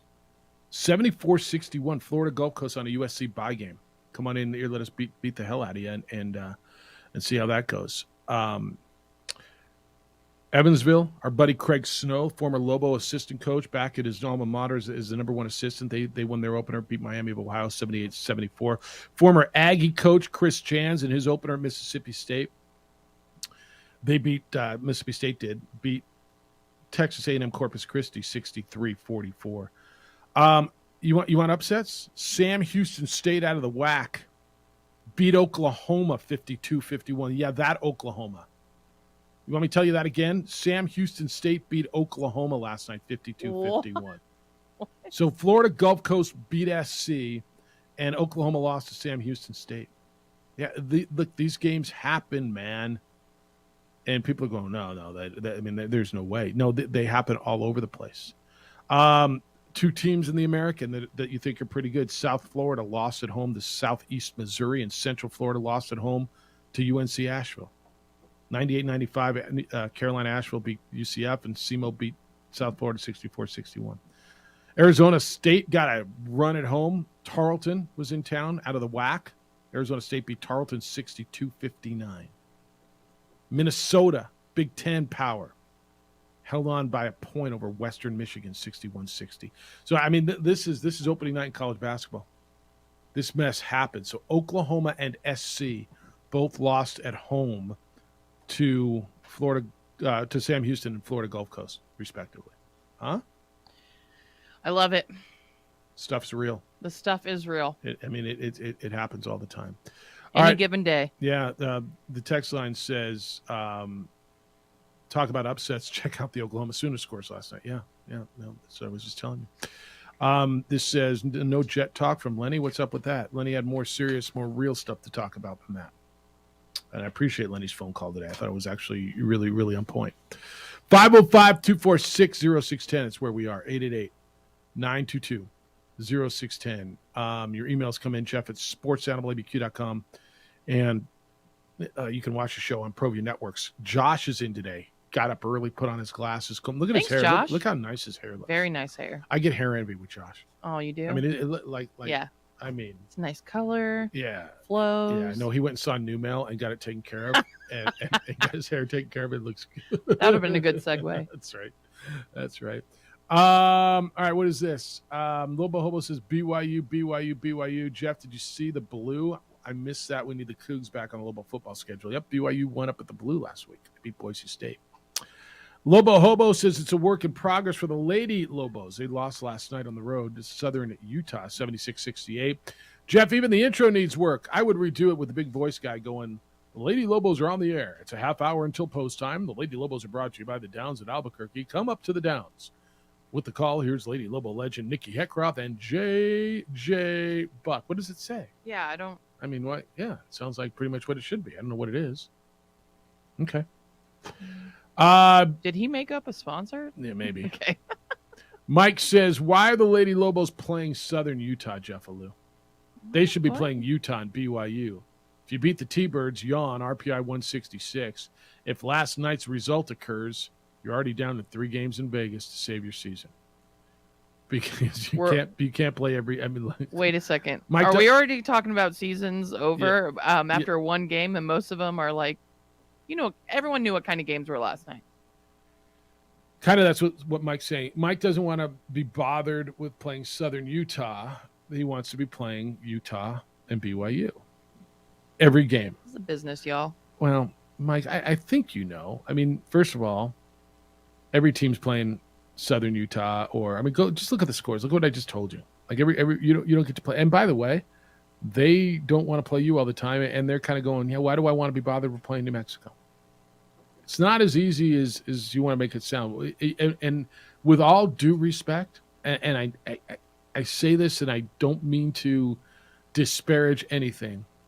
Who the hell is New Mexico to say we should be playing Southern Utah? I'm just asking. Absolutely. With all due respect, Mike, you're not. They beat you last night. I don't know. USC is better than you, aren't they? They lost to Florida Gulf Coast. They played Florida Gulf Coast in men's basketball last night. Oklahoma played Sam Houston. Mississippi State played Texas A&M Corpus Christi. I mean, these games are on your schedule. Just go win them. I'm not going to sit here and accept that. Well, we lost them. We can't lose now. It's 3 days in Vegas. It might be 3 days in Vegas. But this whole we shouldn't be playing them. We're better than that. Wait, no, you're not. No, you're not. Who Duke play last night? Well, you want to bet they played somebody like that? I don't. I'll find it for you. Yeah, I mean, it's easy. What about Belmont over Ohio? These are fun games. Duke played Jacksonville last night. North Carolina played UNC Wilmington. Virginia played North Carolina Central. Pittsburgh played UT Martin. Florida State played Stetson. I mean, Georgia Tech played something called Clayton State. But you're telling me, Clayton State? I don't know. I'd say Clayton's house. on the backyard. Clayton and the boys they're out playing pickup in the backyard. This whole we should be playing Southern Utah. Beat them. If you should be playing, beat them. Everybody plays them. I just don't. I don't even understand where that comes from. Now, does it hurt you when you lose them? And why are we going on the road? Because we're better than that. No, you're not. As much as you want to believe you are, you're not. Sorry. I mean, I know. St. George, Utah, by the way. Thanks, Lobo Hobo. He's the one who sent. When I couldn't remember where Dixie State was, now Utah Tech. Gene says new coach for Albuquerque's AAA franchise. So their manager, Warren Schaefer, has been called up to the big leagues. Congratulations to Warren. He's now going to be the third base coach of the Colorado Rockies. Got the promotion to the big leagues announced yesterday. Gene says the next coach needs to understand this is a unique place. Warren, I think Warren did understand the assignment. This is going to be you need to read the sarcasm font here. Oh. I think this is going to be, it says the offense showed some building blocks this season. Who can they put around Winton Bernard? The defense needs a complete reboot from the Chihuahuas that want to spread you out and hit you over the head to a mile-high round rock who wants to run at the sea level. You've got to come up with a scheme that could win this league. Then you got to go find some dudes to execute it. It's from Gene. It was he was sarcasm fonting the way Bob Davey used to speak. Oh, okay. Yeah. Sorry, I missed that. Bob Davey used to call it this. Always talk about this is a unique place. Now this is unique, and schematically we're good, and number 7's really good, and we got to find some dudes. So I got you, Gene. I got it. That one was not lost on me. I appreciate that. All right, what happened to 2016, Jeffrey? No Juan Jose y Ana Maria. Why can't Lobo football go back to 3 yards and a cloud of dust on every play until they put the entire stadium to sleep, then find Fart Johnson, I don't even know what that is, streaking wide open down the side of the court? It was hard to watch, and fans complained, but at least Davey won a few games. Oh, here we go. Is he going back all the way to 2016? All the way, man. All the way. Yeah, 6 whole years ago. 6 years ago. Yeah. You ready for this one? Todd, let's ask A. Marie. Is Todd the guy who does this to you? No, I think it's usually one of the Martys. All right. He says, Jeff, all right, here you go. Are Vincent Barbarino, Arnold Dingfelder Horshack, Freddie Percy Washington, and Juan Luis Pedro Felipe de Huevos Epstein members of the Ravens receiver corps? Which one? All of them. Vincent Barbarino, Arnold Dinglefinger Horshack, Freddie Percy Washington, and Juan Luis Pedro Felipe. It says Felipe, but I think it was Felipe. De Huevos Epstein. Do you know who those guys are? Come on, man. Todd, leave her alone. Who is it? It's the Sweat Hogs. It was Vinny. It was this doesn't offend me, by the way. No, Vinny Barbarino and Horshack and Boom Boom Washington and Juan Epstein. That was John Travolta's first character when he broke onto the scene and Welcome Back, Kotter. Oh, yeah. And I'm just letting you know I've never seen that. Yeah. By the way, should I watch it? If it pops up on TV Land, I'll watch it. If you run into an episode of Welcome Back, Kotter, that was kind of fun. I was gonna say those names are a little extreme. Yeah, back in the day, Vinny Barbarino. Yeah, not now, but I'm saying, Yeah, Arnold Horshack, Freddie Boom Boom Washington, and then Juan Epstein. Epstein used to come in with a note from Epstein's mother, and it was good back in the day. Okay, if you think like I should take some time. I wouldn't go seek it, but if you run into it, maybe like a June or July movie watch. Yeah, totally. Yeah, if you run into it, and that's it's something to hit. My favorite sitcom from that area. Have you ever heard Soap? Soap. It's where Billy Crystal broke in. It was his first role way back. I love Billy Crystal though. It was my best. It was the best. All right, 505-246-0610, 888-922-0610. When we come back, so 9 o'clock, we're going to talk with Jamal Mashburn. We had 24 points for the Lobos last night in their 89-81 victory over Southern Utah to open up the season. When we come back, we're going to get into the NFL. There's a few things we need to hit. A, what's going on with the Colts and what did they do? B, can somebody explain to me, is this real, this injury with Josh Allen? And, I hear people talking Tommy John surgery, which, boys and girls, that's a legitimate issue. I think there's something really is wrong because they're not really addressing it either. I think you're right. Oh, and there was a game last night. The Ravens beat the Saints 27-13. So we'll get in the NFL next. It is your opening drive. Thank you for remembering you listened to 95.9 FM and AM 610, the Sports Animal. Got it.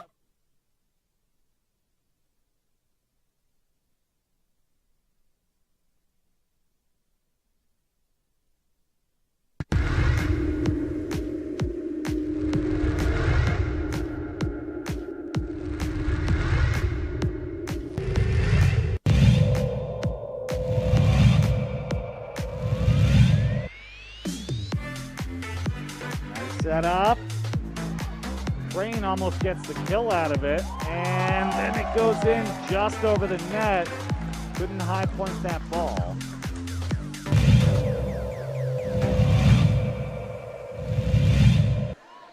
Pius with some real estate. Montoya, there she goes. She's going to get a shot on the goal. Montoya, it's good. First goal of the game is the senior, Natasha Montoya, for her 20th goal of the season.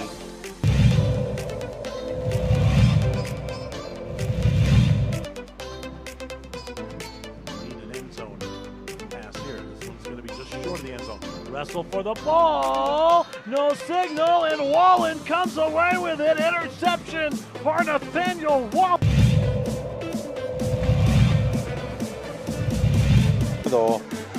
Pushed over.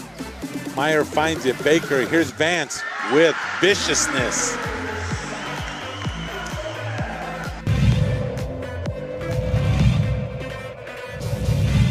Good save by Ruiz. Scooped over by Albo. Trinity Carpenter finishes the sack. So the Huskies take set number 1, 25-17.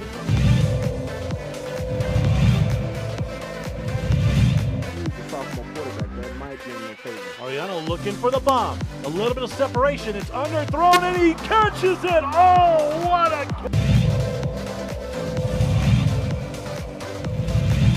26-25, and that's an ace. And that's set number 3 going to Cibola, 27-25.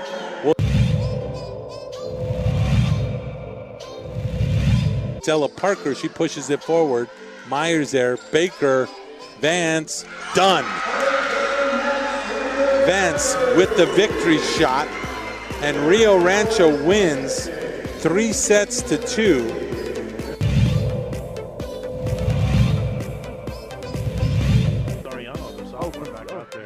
And Pascal Bell, ring that bell. Elliott is in for the touchdown. Wow, is he special.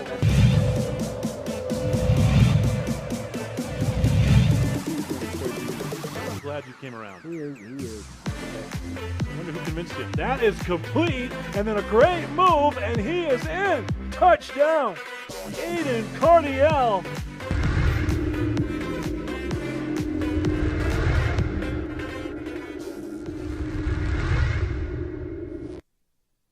We would like to thank the following sponsors for making this broadcast possible.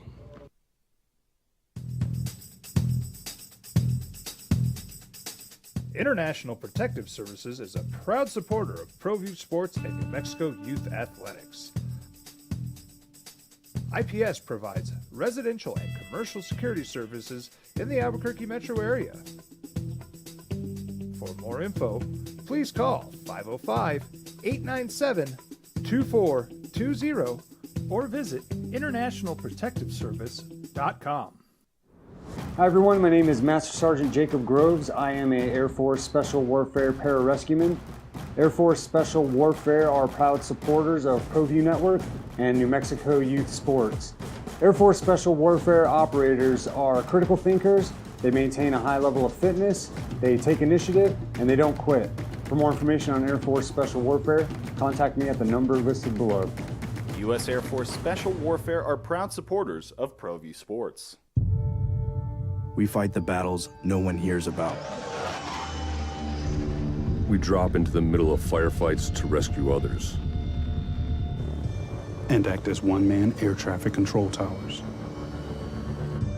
We're the ones who go before all others.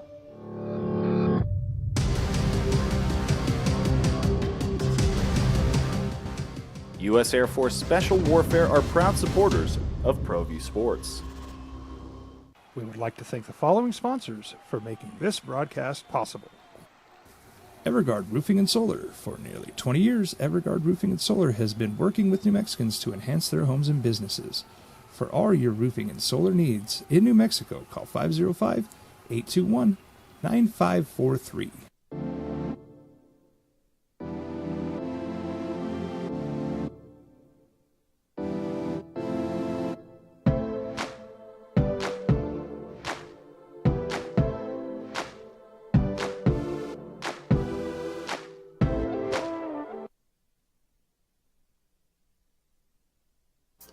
Grind it out every night. God. 78, 74, 89, 81, whatever the number is. Basketball's it's hard to win games, man.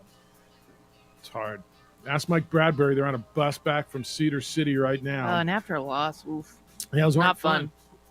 JJ will be back tomorrow. He's on that bus with the ladies. They lose their opener to Southern Utah 76-68. Lowell men winners 89-81 in the pit. Next up for them, Friday night at home, South Alabama. The Jaguars out of Sunbelt will open up their season on Wednesday in Mobile and then hit here. Aggies winners yesterday, 101-52 over New Mexico Highlands in a romp.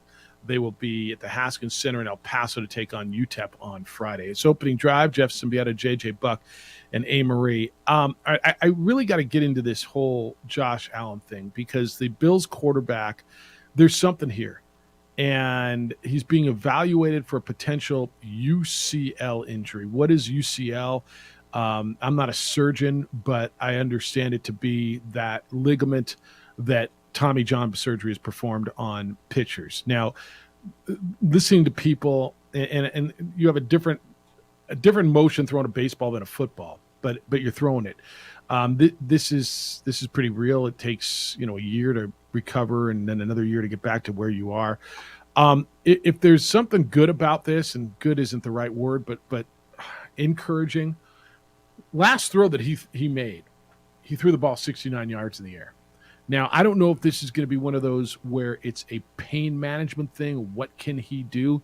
After the game, he said there's some slight pain, but we'll get through it. I don't know if this is something he can finish the season and manage pain, or can he do more damage to it? Like, I'm not going to sit here and pretend to know that. All I know, A-Marie, is to your point, there is a lot of silence coming out of Buffalo. Yeah, it seems like nothing. Usually it's like, oh, it's all right. We're gonna there's usually more news. Well, so their head coach, it's bad. Sean McDermott, said yesterday, we're just going through it, still evaluating it and see where it goes. I'll know more in the next 24 hours and then probably be able to check in with the media on Wednesday. So if they're doing tests, if they're trying to figure this thing out, then maybe they will know more today. But he was injured early in the game. What was he, 18 for 34 with 205? Their backup is Case Keenum. Good old Case Keenum. Fine, and they make the playoffs, but do you consider them a Super Bowl contender with Case Keenum like you do with Josh Allen? I mean, we have seen backup quarterbacks win Super Bowls, but no. We have. That's Case relatively Keenum recently. Yep. Did go to an NFC Championship. Yeah. And got whooped. But this is unfortunate for the Bills too, because they depend a lot on Josh Allen. I think they depend almost too much on Josh Allen, but this isn't good. I'm telling you, this is bad. This is bad. And they need to save him because this is their future quarterback. This is their franchise. So that is very sad if this is true. Yeah, this is a bummer. So we'll watch this because I think there's something here. I think there's meat on this one. I really think there's meat on this one. And we'll see.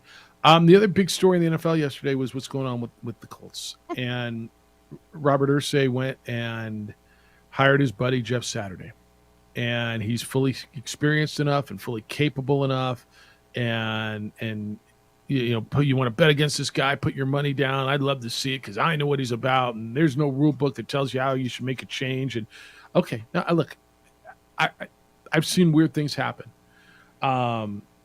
We watched Tony La Russa be plucked out of the retirement home this year. Managed the White Sox. Didn't work well. This isn't that. That guy had a ton of experience. We've watched guys be pulled out of the broadcast booth before to manage teams. It's some work, some don't. The issue that a lot of people have here is, A, the Rooney Rule doesn't exist for interim coaches. So you have Reggie Wayne, also a former player there, a great one, who's on the coaching staff, who by all accounts is a rising star in the coaching business, an African-American coach who was passed right over for a guy who was sitting at ESPN. Because as an interim coach, there is no Rooney Rule. You don't have to interview a minority. And look, if he goes, 6-2, Jeff Saturday, he's probably your coach next year, right? He's auditioning for the job. That's what he said too. So do you have to But then he said all 31 teams, not just this team. He did say that. You've got Gus Bradley on that roster. John Fox is a former head coach, all on the coaching staff. How does Jeff Saturday walk into that room yesterday, into a meeting with guys who've been grinding it out all season, and say, all right, guys, I'm your new boss. Tell me what's going on. He also looked surprised. Jeff Saturday did? Yeah. I bet he was. And then I saw, I watched, of course, the Manning cast last night because I love it. Even Peyton is nervous and surprised that Jeff Saturday is the head coach of the Indianapolis. I guess he was blowing up on the Twitter all day. Yeah, and everyone that has played with Jeff Saturday or everyone within the Colts organization is just saying that he brings leadership, which obviously I think is important, but there's so much more to being a head coach than leadership. So well, but that is one of the intangibles, right? Yes. I'm going to guess Jeff Saturday knows the game. Now, does he have relationships within that locker room? I think the biggest thing right now, and I'm going to guess he's got a relationship with Reggie Wayne, right? Yes. With whom he played. But Reggie Wayne's just got to be going, wait a minute, man. I'm sitting here grinding. I've been coaching, and they pluck you out of your plush gig, and now you're my boss? Like, how's that supposed to work? As good of a dude you might be, and I don't know Reggie Wayne at all, but like honestly, let's say you're in line for you're grinding, right? And your boss gets fired, and you think, all right, well, maybe I get elevated to that, and they pull some dude out of nowhere, or woman, whatever the case may be, and put that person in over you, and that person walks in the office tomorrow and says, I'm the boss. Tell me what's going on. I don't think he'll hold it against Jeff Saturday. Well, Jeff Saturday didn't do it to him. You're right. No. But there's got to be a little like, wait, what the hell's going on here? John Fox, same way. Right? I know there's been a lot of talk about opportunity for African-American coaches, and Reggie Wayne earned that opportunity. And look, I don't know Jeff Saturday, what he's done to earn an opportunity or not. I haven't heard one person say a bad thing about him. Everybody on ESPN seems to love him. Everybody who played with him on the Colts seems to love him. The words that I hear all the time are leader, strong, personable. Okay, I'm taking all three of those and applying those to qualifications of a head coach. Aren't you? Yeah, was it going to be like another Dan Campbell? I don't know. I would say probably not. So do you have to have coaching experience to be a head coach? Of an NFL team? I'm part of the process, I would assume. I think in any job you want experience for a head position of any kind of job. At some point you get your first job, right? At some point. Right? I look at it and say, it's not like a random person. I mean, correct. There's different paths, right? There's always the common you never path. know. There's always, this is how it's done. You work your way up and you grind, and you're an assistant, and then you're coordinator, analyst, all that crap. Okay, and then there's other ways to do it. And I've watched the routine way fail many times, Nathaniel Hackett. I mean, is that the way this has to go? This is different. He didn't go after a little young boy genius or I coach guess already on the staff. I guess I'm going to watch this play out before I yell and scream like everybody else. I get that it's unorthodox. I get that it's unusual and that it's different. But I guess I'm not going to sit here and scream like the rest of the world is. What a joke! Worst hire ever. He's never done it before, because I've seen too much of never done it before. But can you do it? And I mean, he's coached high school football. All right. And that's not sarcasm. That's no, look, any kind of coaching I think is I don't tough. want to underplay the importance and how hard it is to coach an NFL team. Because you've got 53 grown ass men in that locker room who play for you, plus a staff of grown ass men who coach for you. Plus, it is a hard, high pressure job. I'm not telling you anybody can walk in and do it, but I'm not gonna. I look at this situation, and this isn't some guy who's never played, never been in a locker room. He's got the respect of literally. If you heard one bad thing about him. Now, I've heard people bitch about Irsay making the decision. I go back all the time, and I know. Please don't think I'm comparing running a bowl game to being a head football coach, because I'm not. But I learned the difference between can you do it and have you done it a long time ago. I believed I could run a bowl game, and I'm going on 17 years, and I had no idea what the hell I was doing. I'd never done it before, and I think I can do it. 17 years in, we've done it. When I worked at ESPN in college, when I was holding parabolic mic, and they sent me out to do a basketball game for ESPN on an assignment that I'd never done before, and came back the next day, and they said, all right, you got that job. Every time ESPN comes to town, they're going to call you. And I'm like, well, I got to let you know I lied to you. I'd never done that before. And the guy said to me, you didn't lie to me. I never asked you if you did it before. I asked you, can you do it? And obviously you can do it. Now get your ass back to work. Okay. So there's a difference between can you do it and have you done it. Now, if you're in the position and you say you can do it, you better go perform.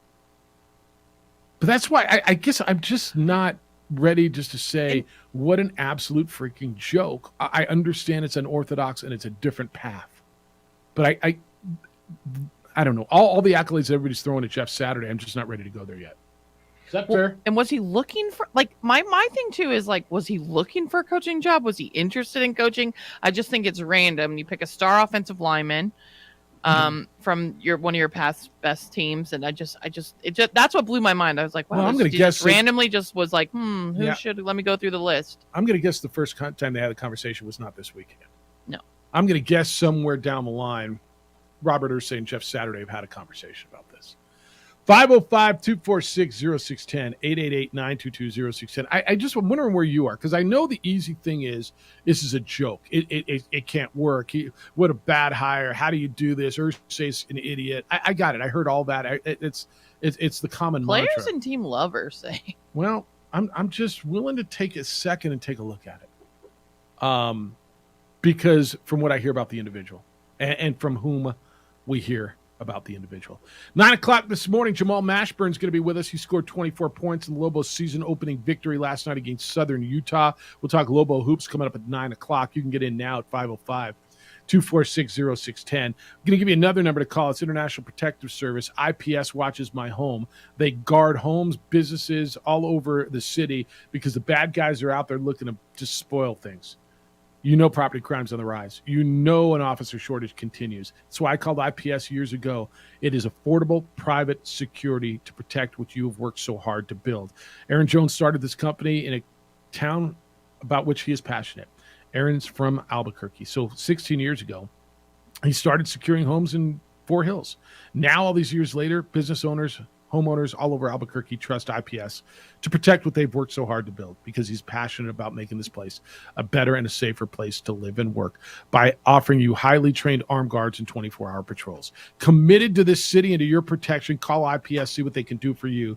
The number is 505-897-2420. That's 505-897-2420, or online at ipsglobal.com. This report is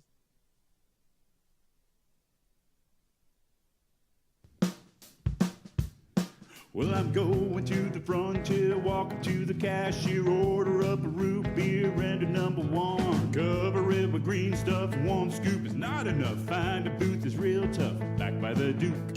Meet my family, meet my friends in the quirkiest restaurant I have ever been. All of Albuquerque's favorite spot, it's the Frontier Restaurant. The Frontier Restaurant is a proud supporter of ProView Networks.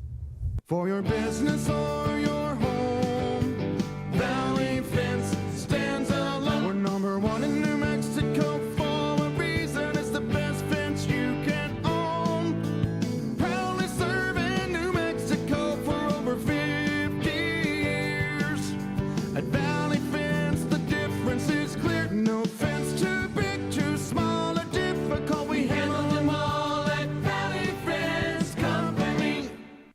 As a mom, I try to make the best choices for my family and our health. That's why I choose Western Sky Community Care. It's a Medicaid plan with quality health coverage and special benefits like Boys and Girls Club membership credit, additional dental benefits, and wellness and support programs. I decide which Medicaid plan is right for us. I choose Western Sky Community Care. Learn more about Western Sky Community Care by visiting discoverwesternsky.com today. We would like to thank the following sponsors for making this broadcast possible. Dream style stucco. Stucco is the way to go. A Southwest tradition, beautiful and durable. The perfect combination. Your favorite color, your favorite texture. You're gonna love it when they put it all together. Through any weather, nothing looks better. From the smooth to the rough, they really know their stuff. Nobody does stucco like Dream Style Stucco. We would like to thank the following sponsors for making this broadcast possible. Everguard Roofing and Solar. For nearly 20 years, Everguard Roofing and Solar has been working with New Mexicans to enhance their homes and businesses. For all your roofing and solar needs in New Mexico, call 505-821-9543. Hi everyone, my name is Master Sergeant Jacob Groves. I am a Air Force Special Warfare Pararescueman. Air Force Special Warfare are proud supporters of ProView Network and New Mexico Youth Sports. Air Force Special Warfare operators are critical thinkers. They maintain a high level of fitness, they take initiative, and they don't quit. For more information on Air Force Special Warfare, contact me at the number listed below. U.S. Air Force Special Warfare are proud supporters of ProView Sports. We fight the battles no one hears about. We drop into the middle of firefights to rescue others. And act as one-man air traffic control towers. We're the ones who go before all others.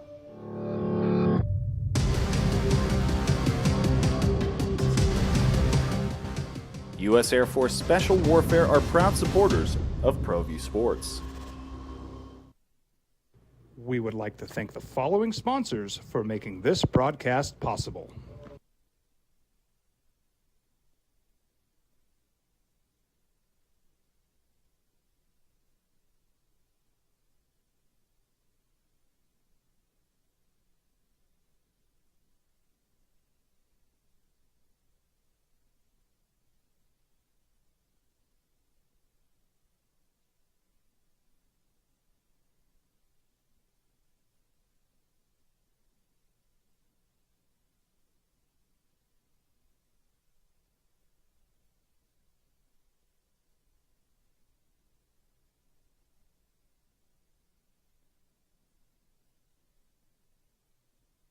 We would like to thank the following sponsors for making this broadcast possible.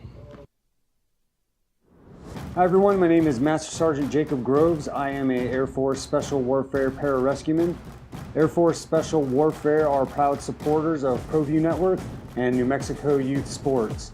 Air Force Special Warfare operators are critical thinkers. They maintain a high level of fitness, they take initiative, and they don't quit.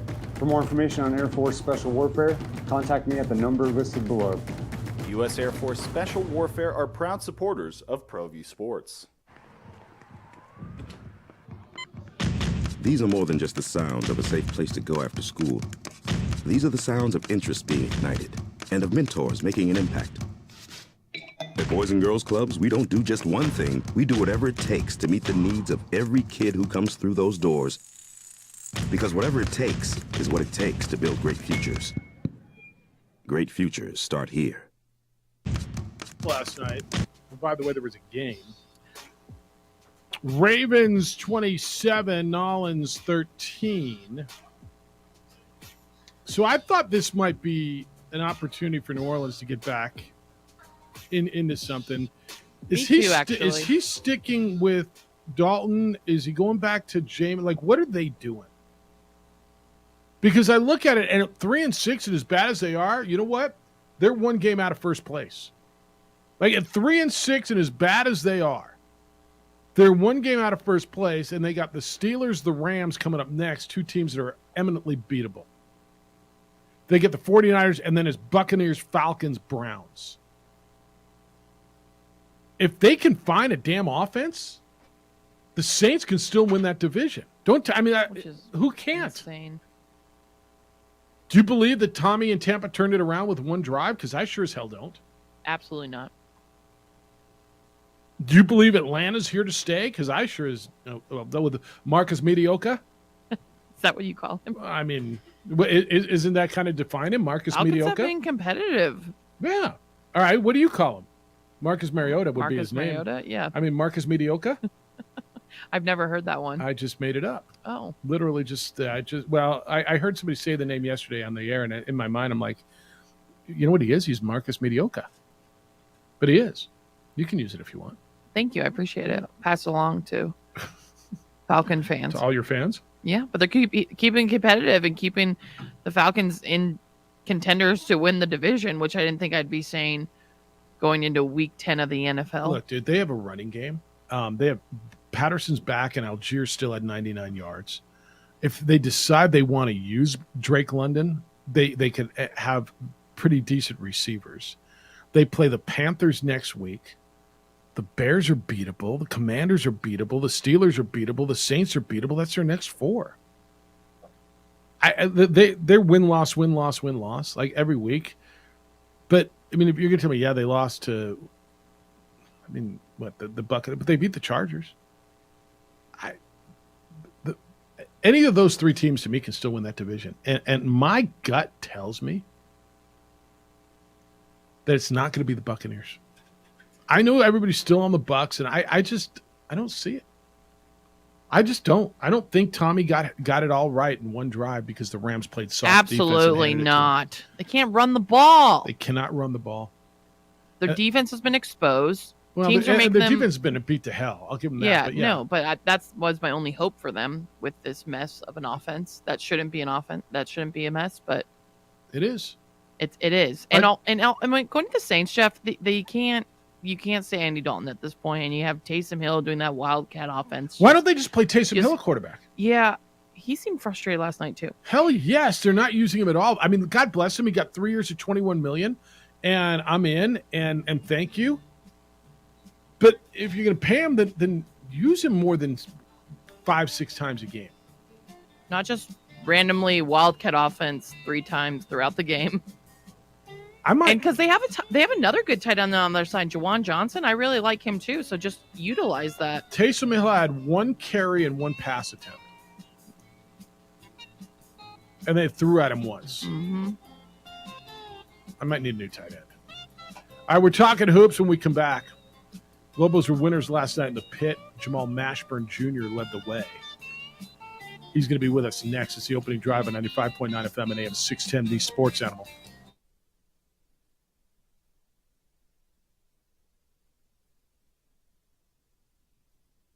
We would like to thank the following sponsors for making this broadcast possible. As a mom, I try to make the best choices for my family and our health. That's why I choose Western Sky Community Care. It's a Medicaid plan with quality health coverage and special benefits like Boys and Girls Club membership credit, additional dental benefits, and wellness and support programs. I decide which Medicaid plan is right for us. I choose Western Sky Community Care.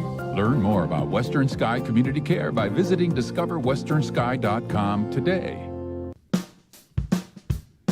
Well, I'm going to the frontier, walking to the cashier, order up a root beer and a number 1. Cover it with green stuff, 1 scoop is not enough. Find a booth that's real tough, back by the Duke.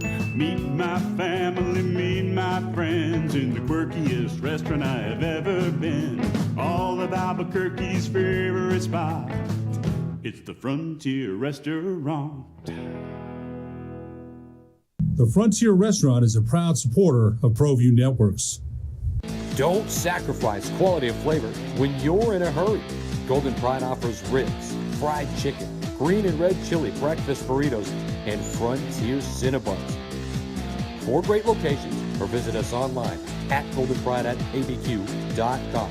Golden Pride Barbecue Chicken and Ribs, proud supporter of ProView Sports Network.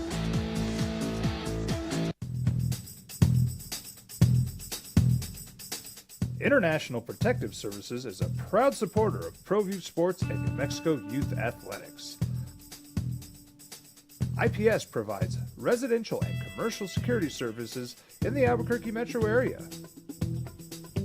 For more info, please call 505-897-2420 or visit internationalprotectiveservice.com. We would like to thank the following sponsors for making this broadcast possible.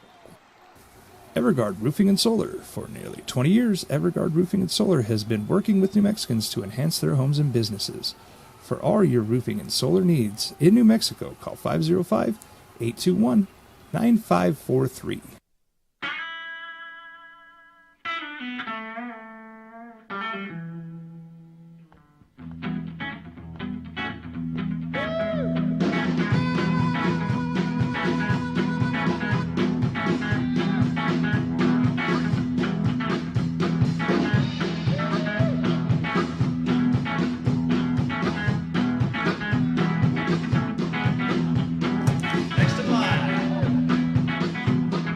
Rudy's is a proud supporter of ProView Networks. These are more than just the sounds of a safe place to go after school. These are the sounds of interest being ignited and of mentors making an impact. At Boys and Girls Clubs, we don't do just one thing. We do whatever it takes to meet the needs of every kid who comes through those doors. Because whatever it takes is what it takes to build great futures. Great futures start here.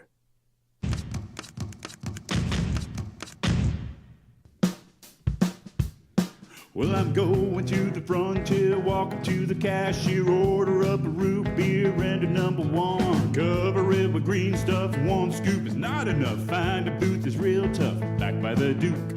Meet my family, meet my friends in the quirkiest restaurant I have ever been. All of Albuquerque's favorite spot, it's the Frontier Restaurant. The Frontier Restaurant is a proud supporter of ProView Networks. We fight. Even if they're not that proud of us. Now, voted the best sports show in New Mexico for 5 years running. This is the opening drive with 3-time New Mexico Sportscaster of the Year, Jeff Symbieta, and JJ Bach. Lobos win their opener at the Pit last night, men's basketball. 89-81 over a good, stubborn Southern Utah team. Maybe you don't know much about them, but that was a team that won, 23 games last year. Came in and hit a bunch of three-pointers. Had a guy go for 28 last night, Tavian Jones. 6 3-pointers, banked in 3 of them, 28 points in a hard-fought 89-81 victory to open up the season in University Arena. Next up, back in the Pit. It'll be on Friday night this week over on News Radio KKOB. South Alabama will be in. Lobos got 24 points out of Jamal Mashburn Jr. They got 23 points out of Jalen House, and it was House down the stretch scoring 15 of the final 19 points for New Mexico as the Lobos go on and win. Elsewhere in college basketball on day one of the college basketball season, Lobo women were on the road. They lose at Southern Utah. That was in Cedar City, 76-68. So the Lobo women are on their way home, 0-1. And down in Cruces, Aggie men's basketball opened up against New Mexico Highlands, a big victory for the Aggies in Greg Heyer's first game as head coach, 101-52. New Mexico State over New Mexico Highlands last night. So that's where you were in college basketball last night. The bigs gave the Lobos a different look, but when it came down to it, down the stretch, it was your veteran guards leading the way. Jamal Mashburn Jr. with 24, Jalen House with 23. It's the opening drive, Jeff Symbieta and A. Marie, and the guy who led the way last night, playing 36 minutes. He is preseason all-first-team Mountain West. 24 points last night to go with 5 rebounds and 4 assists. Jamal Mashburn Jr. joins us this morning on the opening drive. Good morning, Jamal. How you feeling? Good morning, man. I'm feeling great. Thank you guys for having me. No, appreciate you getting up and spending some time with us. It was a grind. I know you guys expected, maybe fans don't realize what you were up against last night, but Southern Utah wouldn't go away, man, hitting banked three-pointers from dead on all night long in a game that probably didn't have a lot of flow to it. How was it last night? It was good, man. It was a great atmosphere. I was excited to, hear the fans, cheer us on and stuff like that, down the stretch. They wouldn't go away. They were hitting crazy shots. That's what's going to happen sometimes in basketball. We got to move on and just, roll with the punches. And but I'm glad we were able to come out with the win, though. We played well as a team. They give you more than you expected, or is that what you expected from them? Honestly, that's what we expected. They think they're a high-octane, offensive team. We knew they were going to get up a lot of threes and just shoot a lot of tough shots. So we knew that. How about the flow of the game? 50 fouls were called in it. Both of your bigs, your new bigs, are in foul trouble early. Not exactly the way probably you drew that up, and so you guys had to play a little bit differently with your big guys in foul trouble, and with Sebastian not suited up last night. Yeah, just what I said previously about rolling with the punches. We didn't expect our bigs to be in foul trouble like that, but we had to adjust and just keep going, and just we had to come out with the win somehow. So, and I'm glad we were able to do that. We have a tougher team this year, and I think that's going to be displayed throughout the course of this non-conference season and throughout the conference season. He's Lobo guard Jamal Mashburn Jr. with us this morning. So you go in all off season talking about what you are, and then you actually get out and play a game like this, right? And a game that was a grind, a game that really tested you. What did you learn last night, maybe, that you didn't know about this club? I think, our chemistry is still growing, and, we're still gelling together. We still have a lot of things we got to learn. We got to go back to the drawing board and still get better, at a lot of things so we can be prepared for, these other teams that we're about to face. But I think one thing is, our toughness, because last year, I was telling the guys on the radio, last night after the game that, if we were in the same position as we were last year, we got our bigs in foul trouble, we probably would have laid over and folded. This year, we were able to fight back and, still, maintain a lead and a run. And that's what I'm proud of my team for. Yeah. Comes down to the end, the ball's in your hands and Jalen's hand. I think Jalen scored 15 of the last 19 points, but it was you guys are still going to be the go-to. How do you is it a conscious thing for you, Jamal, that it's coming down to you two when the game's on the line, you two are going to make something happen? Yeah, we both are looking to be us and be aggressive and always just be in attack mode throughout the entire game. No matter what the score is, if we're down or if we're up, and if we're close, that's when it becomes what it is. So I think it's planned, but obviously that's just who we are. We're just always going to be in attack mode regardless of what the situation is. I look at the numbers sometimes, and I don't think they tell the whole story, but I always think turnovers is a big number. And if you're going to tell me in the opener, in a game that was close, you only had 12 turnovers, I'm going to tell you that's probably the sweet spot. How do you feel about the way you controlled the ball? You took care of it. And I thought that was a key, because in a game that was two possession game down the stretch, turning the ball over and how many times is a big deal. Yeah, that's huge. If we can limit our turnovers, that gives the other team less possessions, and that helps us out a lot.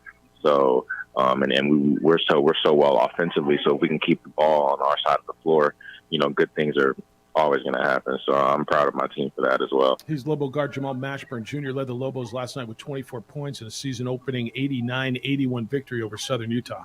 Jamal, you guys have South Alabama coming up this Friday at home. What are you going to take from last night, use it during a short practice week, and execute on Friday night? Just continuing to get on that glass and rebound, and really finish possessions and not give teams, second chance opportunities. I think that's the biggest thing, and that's the main thing that we're focusing on this week in practice. Yeah, Lobos got out rebounded by 2 last night. I know that's a big deal for you. Hey, what's it like to grind all of a sudden? So going, you're going to school, you got everything, but this switch flips now that you're in season mode, right? With games coming, you're going just from being a student athlete that's going to practice every day to now this season. How much of a mental switch is that, and how do you adjust with all that?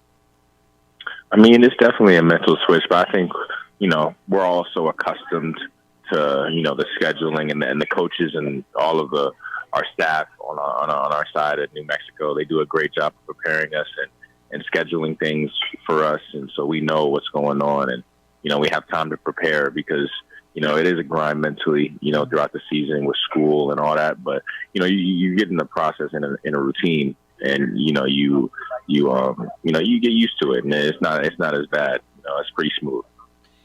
Jamal, one of the first things you mentioned was the atmosphere last night. Could you describe it for anyone who wasn't there last night? There's nothing like playing in the pit. I mean, it's amazing. I mean, definitely down that stretch in the second half when we were going on the run and they were getting loud. I mean, it was it gave me goosebumps, while playing because just of how into it they were when we were playing hard, and we want to continue to play hard for them because we need them. We need them to win. We need their energy. We need their enthusiasm. So, it was amazing last night. I don't think people realize how hard it is to win games. And a Lobo fan probably didn't know much about Southern Utah and a team that won 23 games last year. But I don't know how much you looked around the country last night. Sam Houston beat Oklahoma last night. Florida Gulf Coast beat USC 74-61. Southeast Missouri beat South Florida. Asheville beat UCF. Like, there were some teams that thought that they were opening up with big wins and got beat at home. It's important just to get a win. And I always think, Jamal, getting some of these grinders out of the way early and playing in some tight games will help you down the line.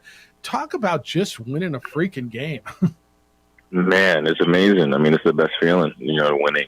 I mean, that's what all of us want to do. I mean, that's what everybody's goal is every time they step out on the floor, is to win games. So, I mean, it's an amazing feeling, man. I mean, and you're right. You're trying to get these grimy ones and these grinded out games out early, and we're going to learn from them because we're able to watch film and look back on the things that we could have done better, and look back on the things that we did well and appreciate it, and move forward and keep going on to the next one. How good was 55, Tavion Jones, last night? He played 24 minutes, scored 28 points. He hit, 6 of his 12 three-pointers, banked in 3 of them.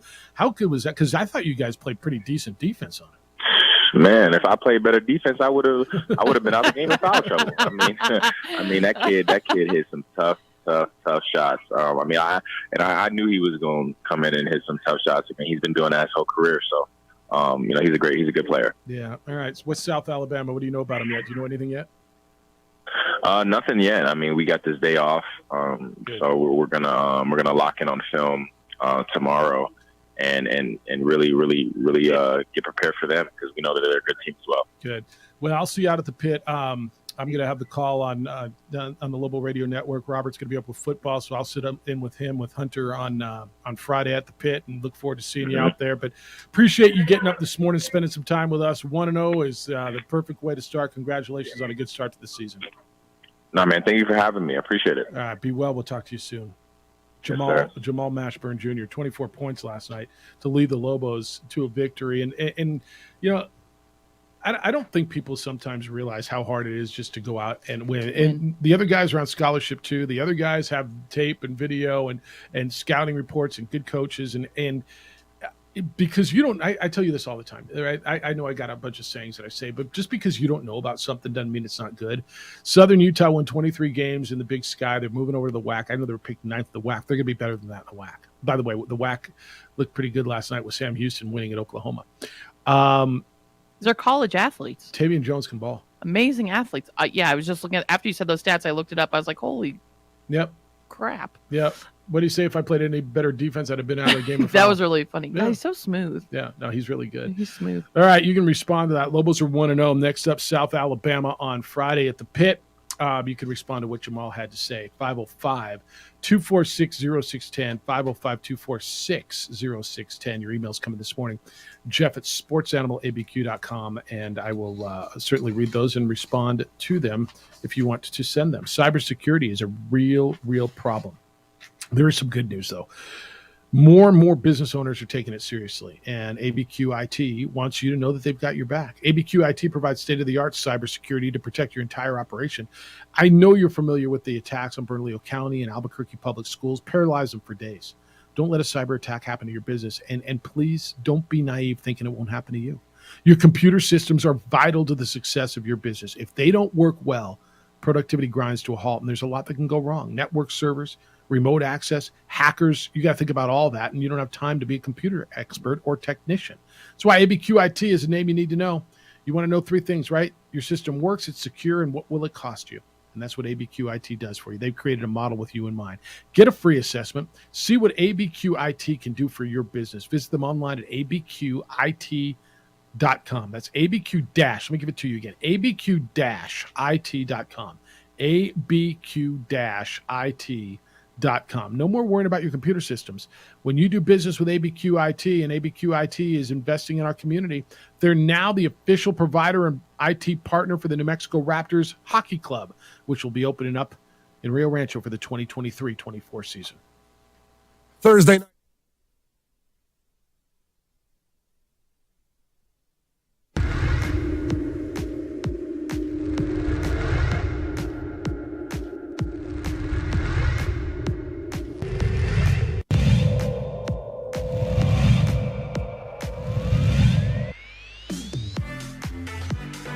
Set up. Crane almost gets the kill out of it, and then it goes in just over the net. Couldn't high point that ball.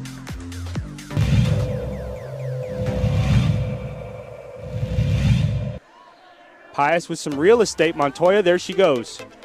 She's going to get a shot on the goal. Montoya, it's good. First goal of the game is the senior, Natasha Montoya, for her 20th goal of the season.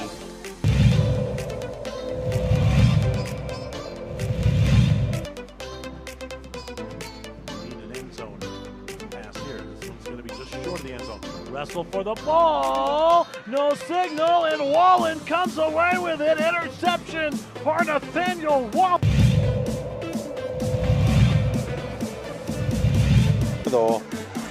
Pushed over. Meyer finds it. Baker. Here's Vance with viciousness.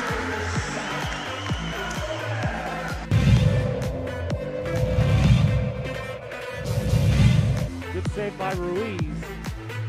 Scooped over by Albo. Trinity Carpenter finishes the set. So the Huskies take set number 1, 25-17.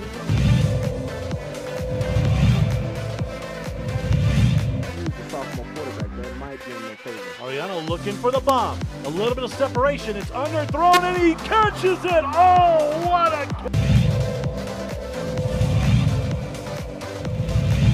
26-25, and that's an ace. And that's set number 3 going to Cibola, 27-25.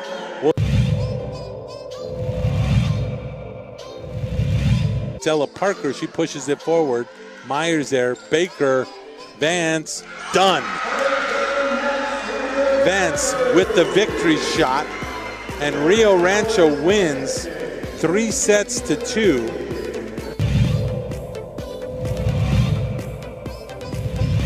Ariano, there's Alfred back out there.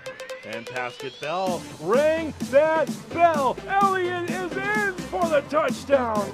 Wow, is he special.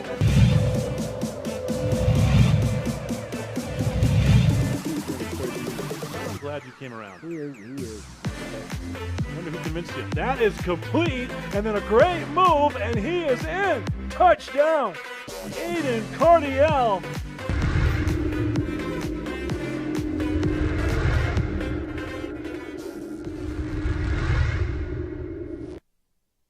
We would like to thank the following sponsors for making this broadcast possible. Dream Style Stucco, Stucco is the way to go. The Southwest tradition, beautiful and durable. The perfect combination. Your favorite color, your favorite texture. You're gonna love it when they put it all together. Through any weather, nothing looks better. From the smooth to the rough, they really know their stuff. Nobody does stucco like Dream Style Stucco. We would like to thank the following sponsors for making this broadcast possible. For your business or your home, Valley Fence stands alone. We're number one in New Mexico for a reason. It's the best fence you can own. Proudly serving New Mexico for over 50 years. At Valley Fence, the difference is clear. No fence too big, too small, or difficult. We handle them all at Valley Fence Company. As a mom, I try to make the best choices for my family and our health. That's why I choose Western Sky Community Care. It's a Medicaid plan with quality health coverage and special benefits like Boys and Girls Club membership credit, additional dental benefits, and wellness and support programs. I decide which Medicaid plan is right for us. I choose Western Sky Community Care. Learn more about Western Sky Community Care by visiting discoverwesternsky.com today. Don't sacrifice quality of flavor when you're in a hurry. Golden Pride offers ribs, fried chicken, green and red chili breakfast burritos, and Frontier Cinnabons. 4 great locations, or visit us online at goldenpride@abq.com. Golden Pride Barbecue Chicken and Ribs, proud supporter of ProView Sports Network.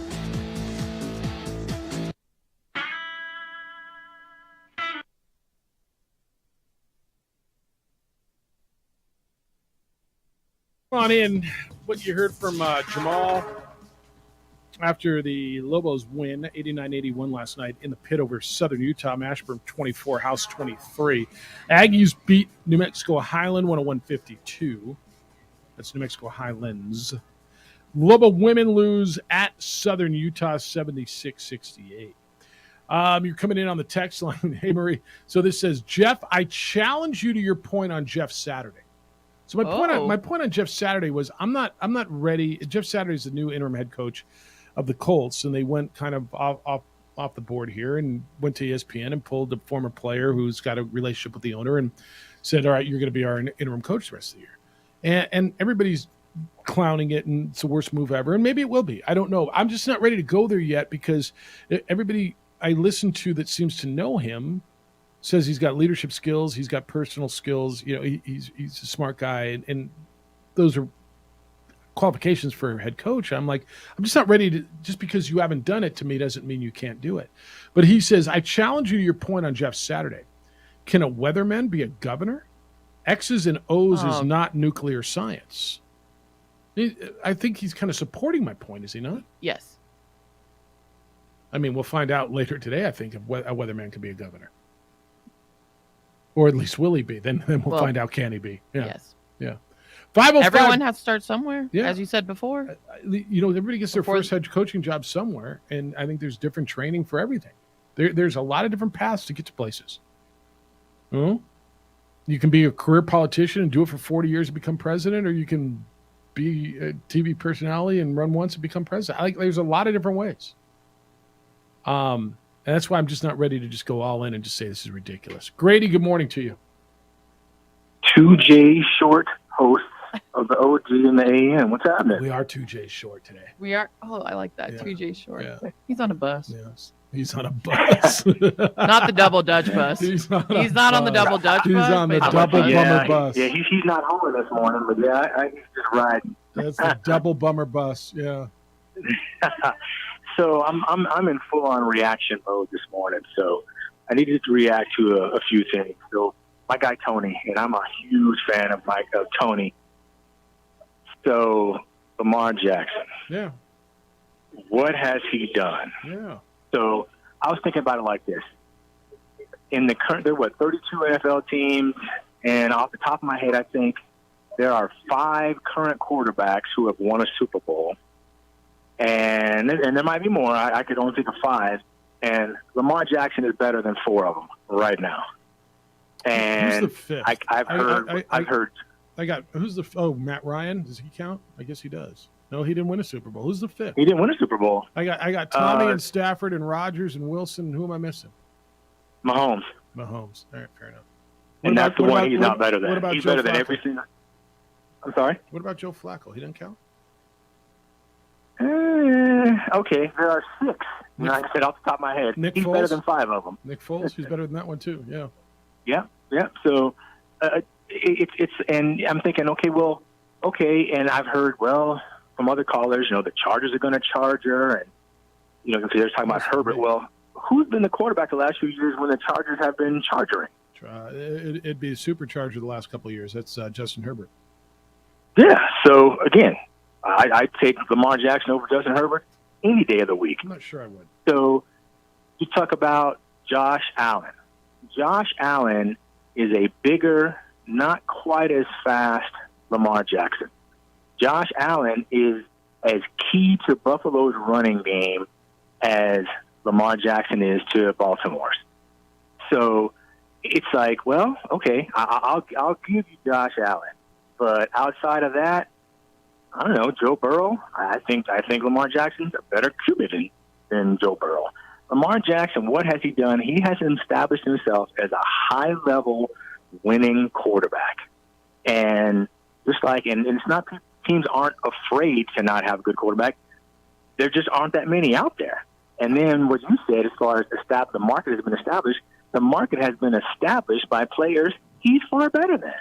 So yeah, he's worth every freaking penny. Well, certainly at market value, he is. I will argue with you that I think teams are afraid to not have a quarterback. In fact, I would tell you I think they're petrified to not have a quarterback. And so that's true. Yeah, that's true. But you figure, but to me that's like, okay, well the sky's blue and water's wet. No team is going to try to not have a good quarterback. It's the most important position on the field. What I've been hearing for centuries, and teams have built this, built their teams around the quarterback. So of course they want to have a good quarterback. And again, outside of 1 or 2, there aren't any better than Lamar Jackson. And again, if the market was established by players who he's better than, then yeah, that goes back to my point. I agree. Yeah, I think the market was established by Deshaun Watson, and if he ever plays, we'll figure out if he's better than anybody. By Kyler Murray, who I think, I believe that Lamar is better than Kyler Murray. It was established by Mahomes, who I don't believe he's better than.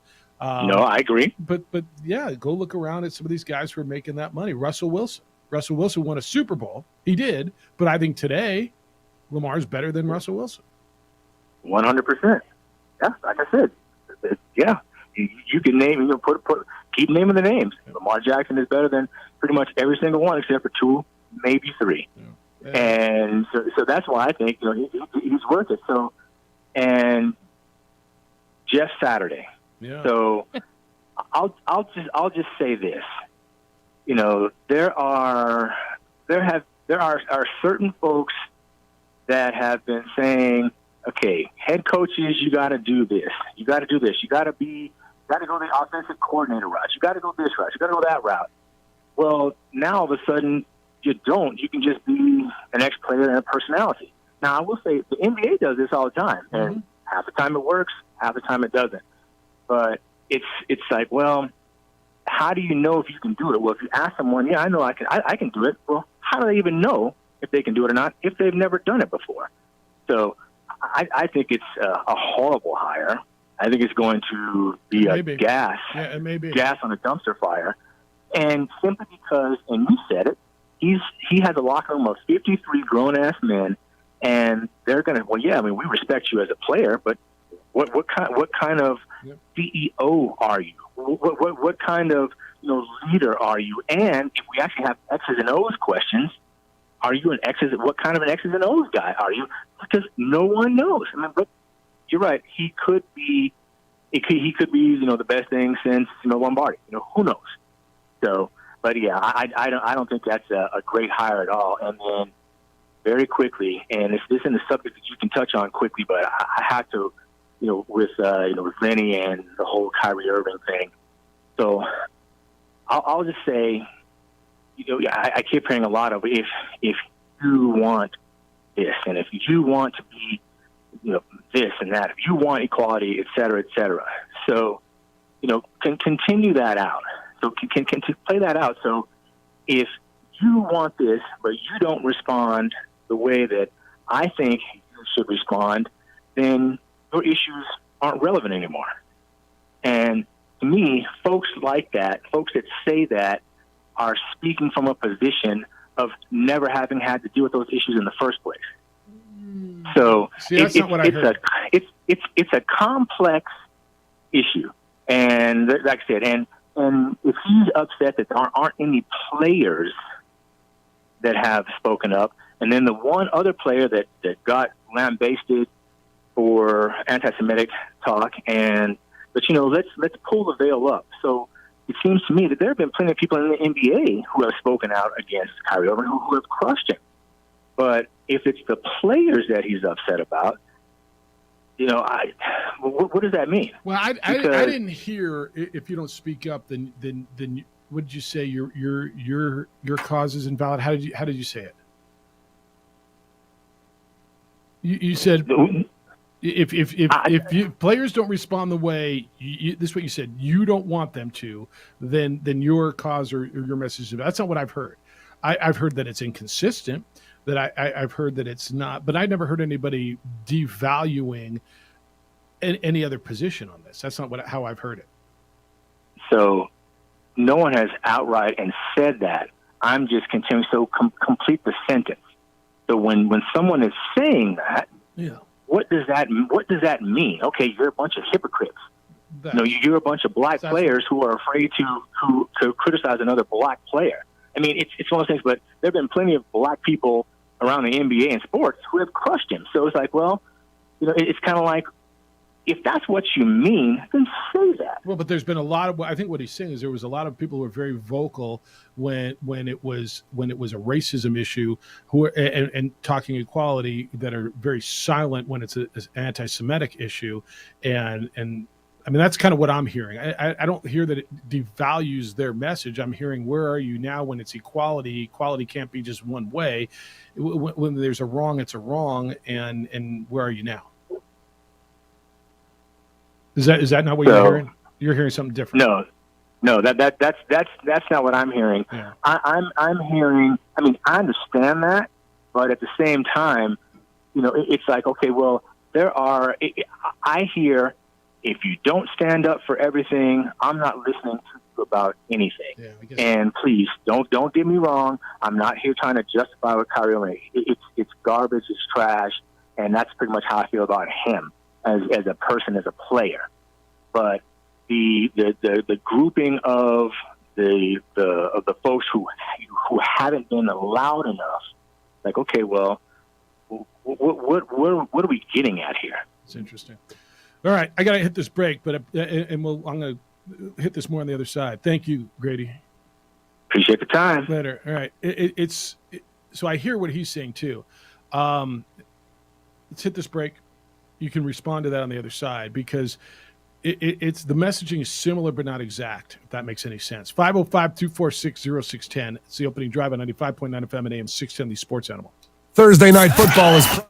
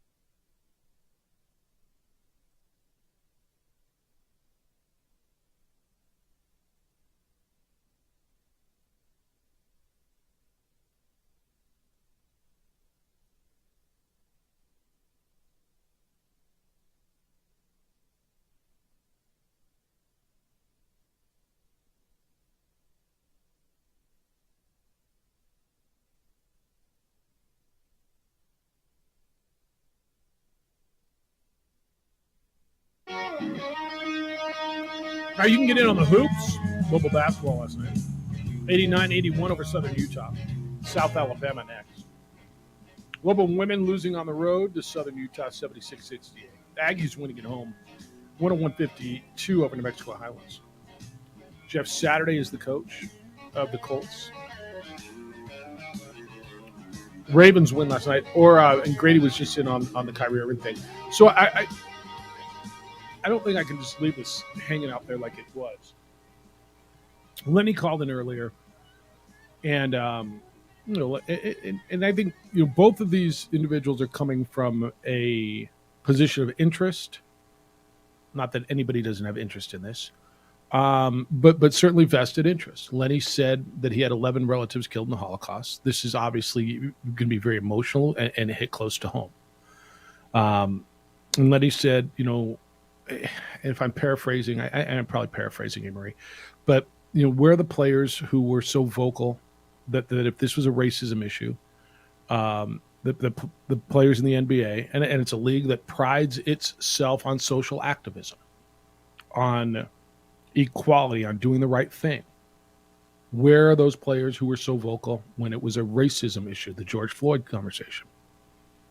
Grady says, finish out that sentence. If you're not, and again, if I'm paraphrasing, I'm doing the best I can here.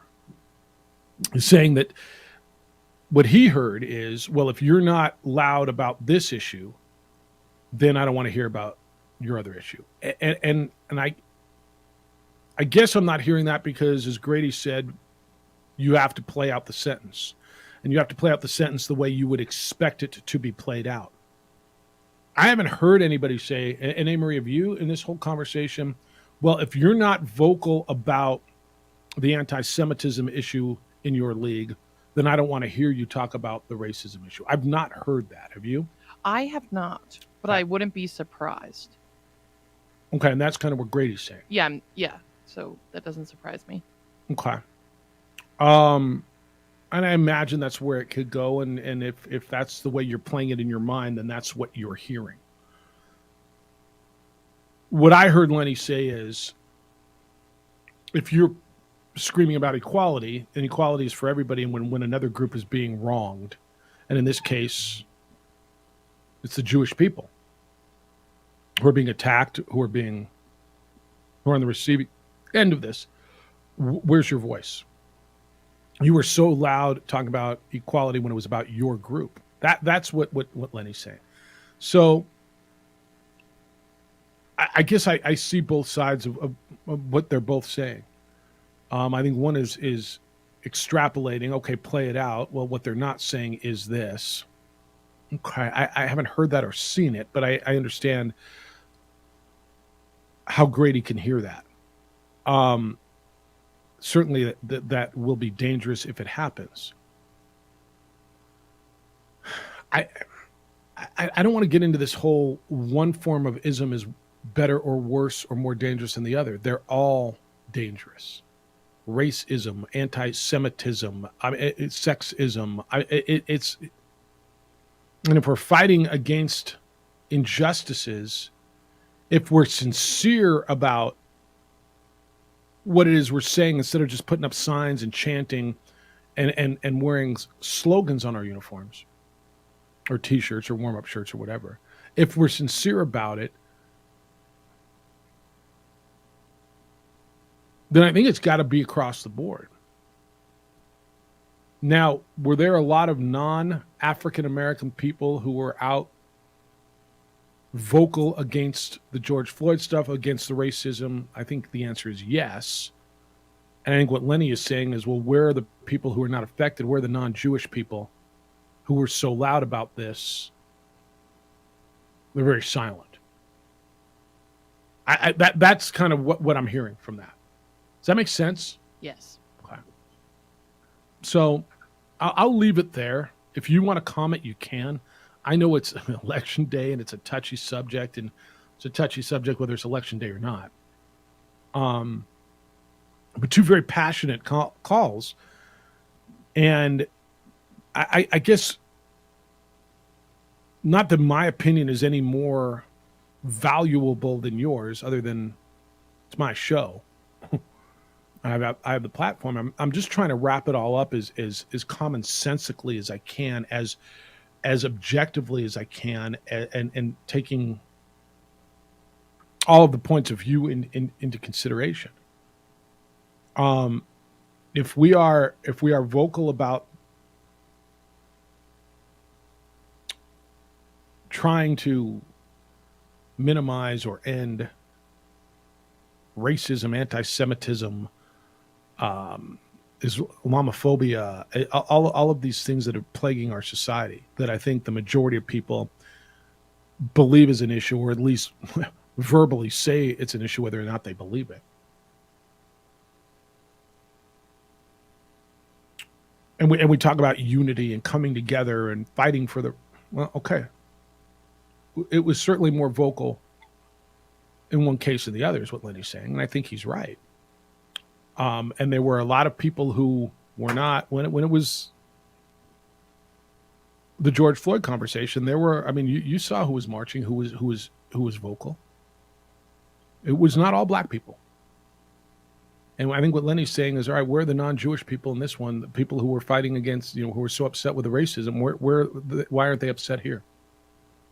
Now, Grady says, all right, well, then complete the sentence. Well, then he's saying I'm hearing, well, then your cause doesn't matter. I guess I'm not hearing that, but I can see where you are. All right, his other point on Jeff Saturday, he thinks it will fail, right?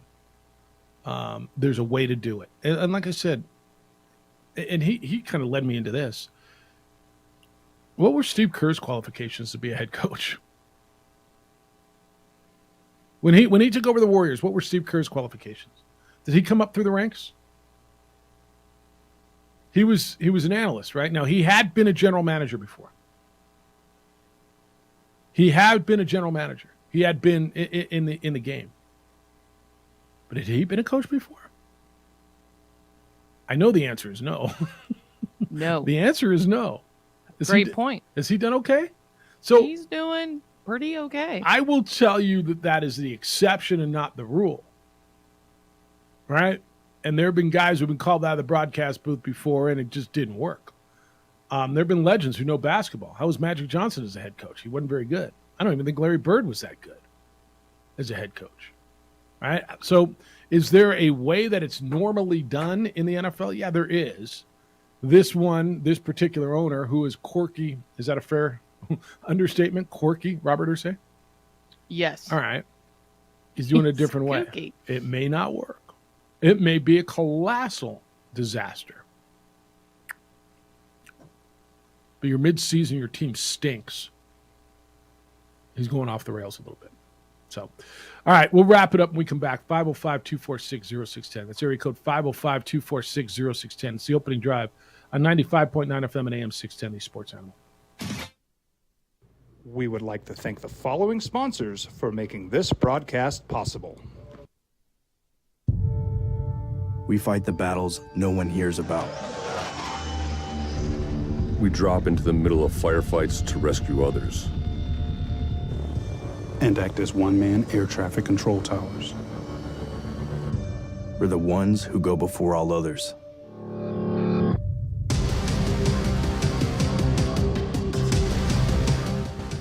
U.S. Air Force Special Warfare are proud supporters of ProView Sports.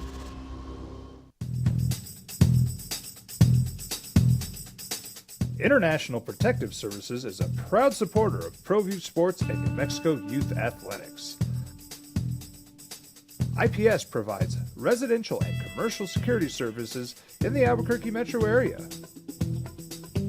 For more info, please call 505-897-2420 or visit internationalprotectiveservice.com. Hi everyone, my name is Master Sergeant Jacob Groves. I am an Air Force Special Warfare pararescueman.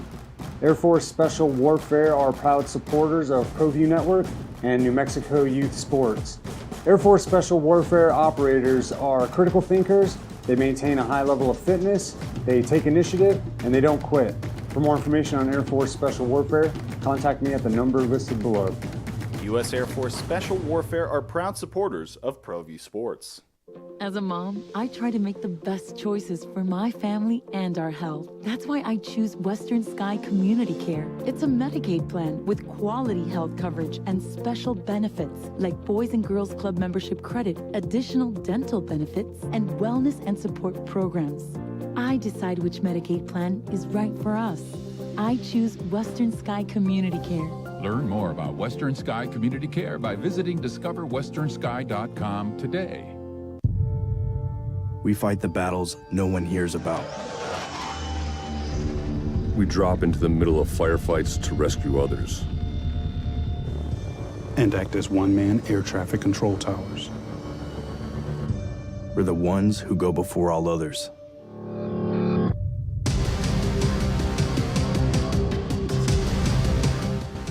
U.S. Air Force Special Warfare are proud supporters of ProView Sports.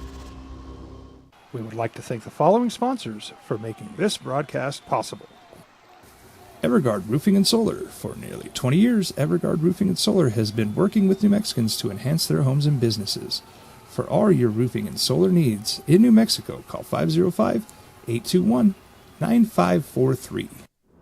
Hi everyone, my name is Master Sergeant Jacob Groves. I am a Air Force Special Warfare pararescueman. Air Force Special Warfare are proud supporters of ProView Network and New Mexico Youth Sports. Air Force Special Warfare operators are critical thinkers. They maintain a high level of fitness, they take initiative, and they don't quit. For more information on Air Force Special Warfare, contact me at the number listed below. U.S. Air Force Special Warfare are proud supporters of ProView Sports.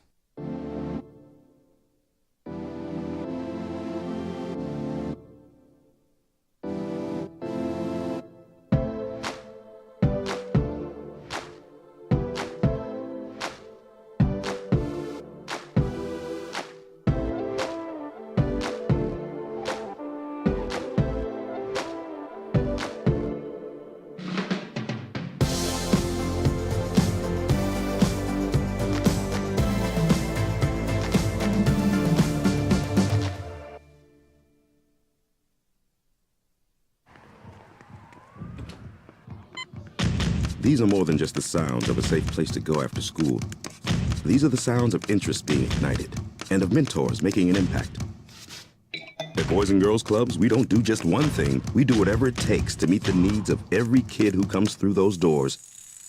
Because whatever it takes is what it takes to build great futures. Great futures start here.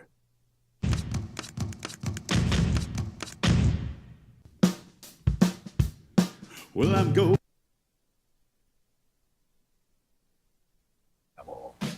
Oh, by the way, Steph scored 49 last night. Anybody notice? Warriors won. 505-246-0610. Jeff A. Marie. 47. I'm sorry. He only scored 47. My bad. Oh. Yeah, my bad. My bad. They beat Sacramento 116-113. Thanks for hanging out with me today. Oh, yeah. JJ's on a bus, plush ride from Cedar City, Utah to Vegas on a plane back home. I love hanging out with you guys every day. Is that all right? Yeah. All right. What do you want to do tomorrow? You want to have Sebastian Noel in here? Of course. Man of the people. With the first round of the playoffs now in the books, the voice of the people. I thought Jerry Kill was very good today. He's always good. You got a starting quarterback this week. It will be Diego Pavia. We learned that it might not be their final home game of the season, that we should know today whether or not they're going to be able to reschedule the game that was postponed against San Jose State. The Aggies are going for 3 in a row this week against Lamar. We spoke with Jamal Mashburn Jr., who told us that if he defended any better against Southern Utah's Tavian Jones yesterday, that he would have been out with foul trouble, and dude still went for 28, bouncing stuff off the glass and making three-pointers all night. Good victory, though, for Lobos. I just think, get out. I know because you don't know about Southern Utah, you feel they should have won by 40. Let me tell you again, Florida Gulf Coast beat USC last night, 74-61. Sam Houston, not just the dude, he brought a bunch of buddies with him, beat Oklahoma yesterday, 52-51. Yeah. So this mess is happening all over college basketball. You got out of there with a hard-fought 89-81 victory. And we're going to say more tonight. I think that's probably right. Yeah, I think you're probably right as we go through it. I think you're going to see, a couple here, a couple there. And these are the kind of wins that these teams like Sam Houston or whoever it is late in the in the year, and we hit March, and there's going to be resume wins, and they're going to be tough ones for like USC to explain. How the hell did you lose to Florida Gulf Coast? Remember, Andy Enfield was Dunk City 10 years ago. I can't believe it was 10 years ago that Andy Enfield was the head coach of Florida Gulf Coast. They went to the Sweet 16. Do you remember who they beat to get to the Sweet 16? There's no way. I can't remember. I'll tell you. Georgetown and San Diego State. So they stunned Georgetown, and then I remember the Aztecs going, all right, well, we got this is all we got to do to get to the Sweet 16. They beat San Diego State. And then Andy Enfield parlayed that into a high-paying job at USC, and so he brought him into the Galen Center last night, and Dunk City went nuts on USC last night, 74-61. How about that? I mean, it is what it is, man. These other guys are on scholarships. They prep. It's their big deal. It's a big, big deal. And these early season games for schools that play in conferences that you don't consider to be good ones. Every game counts. I'll tell you what, man. Like I'm looking down the line. That's just insane. Who's going down tonight? Purdue plays Milwaukee. South Carolina plays South Carolina State. Georgetown plays Coppin State. Who's going down tonight? Somebody probably, right? But it is what it is. The spreads were insane yesterday. Well, and it's so hard to bet early. How do you bet early season college basketball? How do you even have a clue? You shouldn't. But the spreads were out of control yesterday. Well, it's like, how do you even know? Like, where do you think? And meanwhile, what was the Lobos won by 8? What was the spread? 7.5? Minus 7.5. Yeah. So it was right on the number. Yep, I got it. Yeah. Yeah. I got you through. I gave you Mountain West scores earlier. Everybody won except for Air Force, who played yesterday. In the Aggies League, the Western Athletic Conference, Tarleton is in their league. Tarleton lost at Arizona State by 3, 62-59. Abilene Christian's in the WAC. They beat Jackson State 65-56. Sam Houston, this is the biggest upset of the night. Sam Houston went to Oklahoma and won 52-51. Yeah, that Oklahoma. Lamar Wilkerson, remember that name, hit a 3 with 4 seconds left. Dude had 17 points. Grand Canyon had a fight back. They were down 36-19 at halftime, outscored Montana State 41-18 in the second half. Grand Canyon won 60-54. Oklahoma State beat UT Arlington. Utah Valley got beat by Utah State. Kansas State beat UTRGV 93-59. I'm just looking through any other winners. Cal Baptist got beat by Long Beach State. Seattle was a winner, 85-71 at UC San Diego. And Utah Tech, formerly Dixie State, lost to Steve Alford. And Nevada 84-71. So it's here we're off and running. Who do the ladies get next? Lobo women. Where's JJ going next? Do we know? I'll find it for you. JJ knows, man. Is it like he's on the road? I know he's traveling next week. We were going to have JJ Buck with us, but well, he's on the bus. He's on that bus. Get on the bus. Not on the double Dutch bus. Fare. All right, so they're home. When's the 12th? That's Saturday. All right, so they're home on Saturday. They play Houston, and then they go down to Cruces next week on the 15th to play New Mexico State, and they'll be back on Sunday the 20th to play Arizona State. So it's not easy for the Lady Lobos. Houston is a nice program. So that's coming next. And then, again, for the men. It's Friday. Oh. The 11th. How did Lady Aggies, by the way, in Jody's opener, they got beat. They played Colorado yesterday.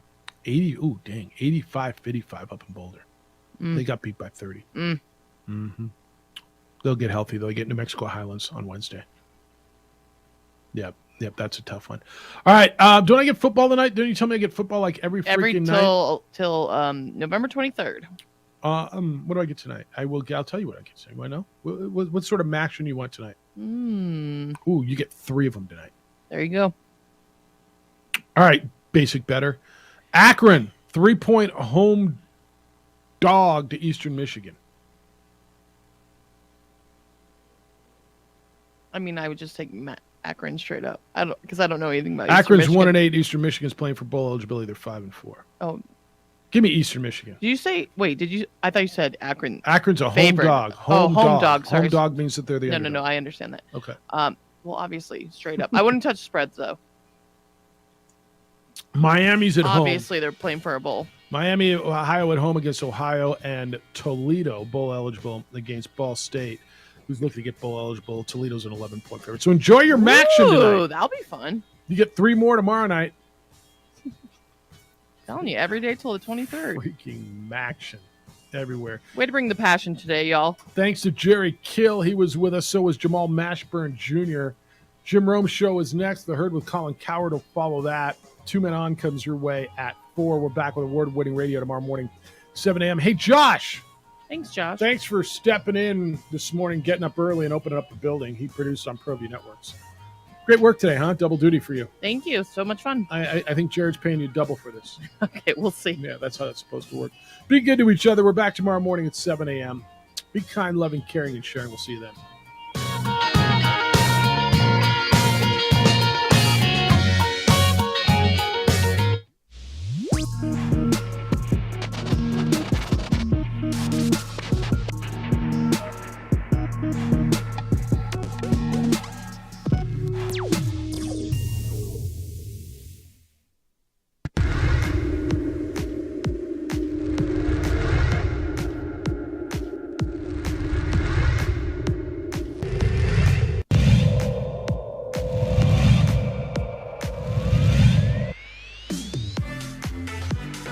Set up.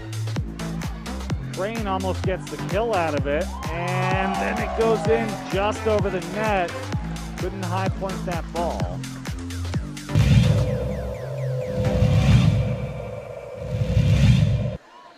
Pius with some real estate. Montoya, there she goes.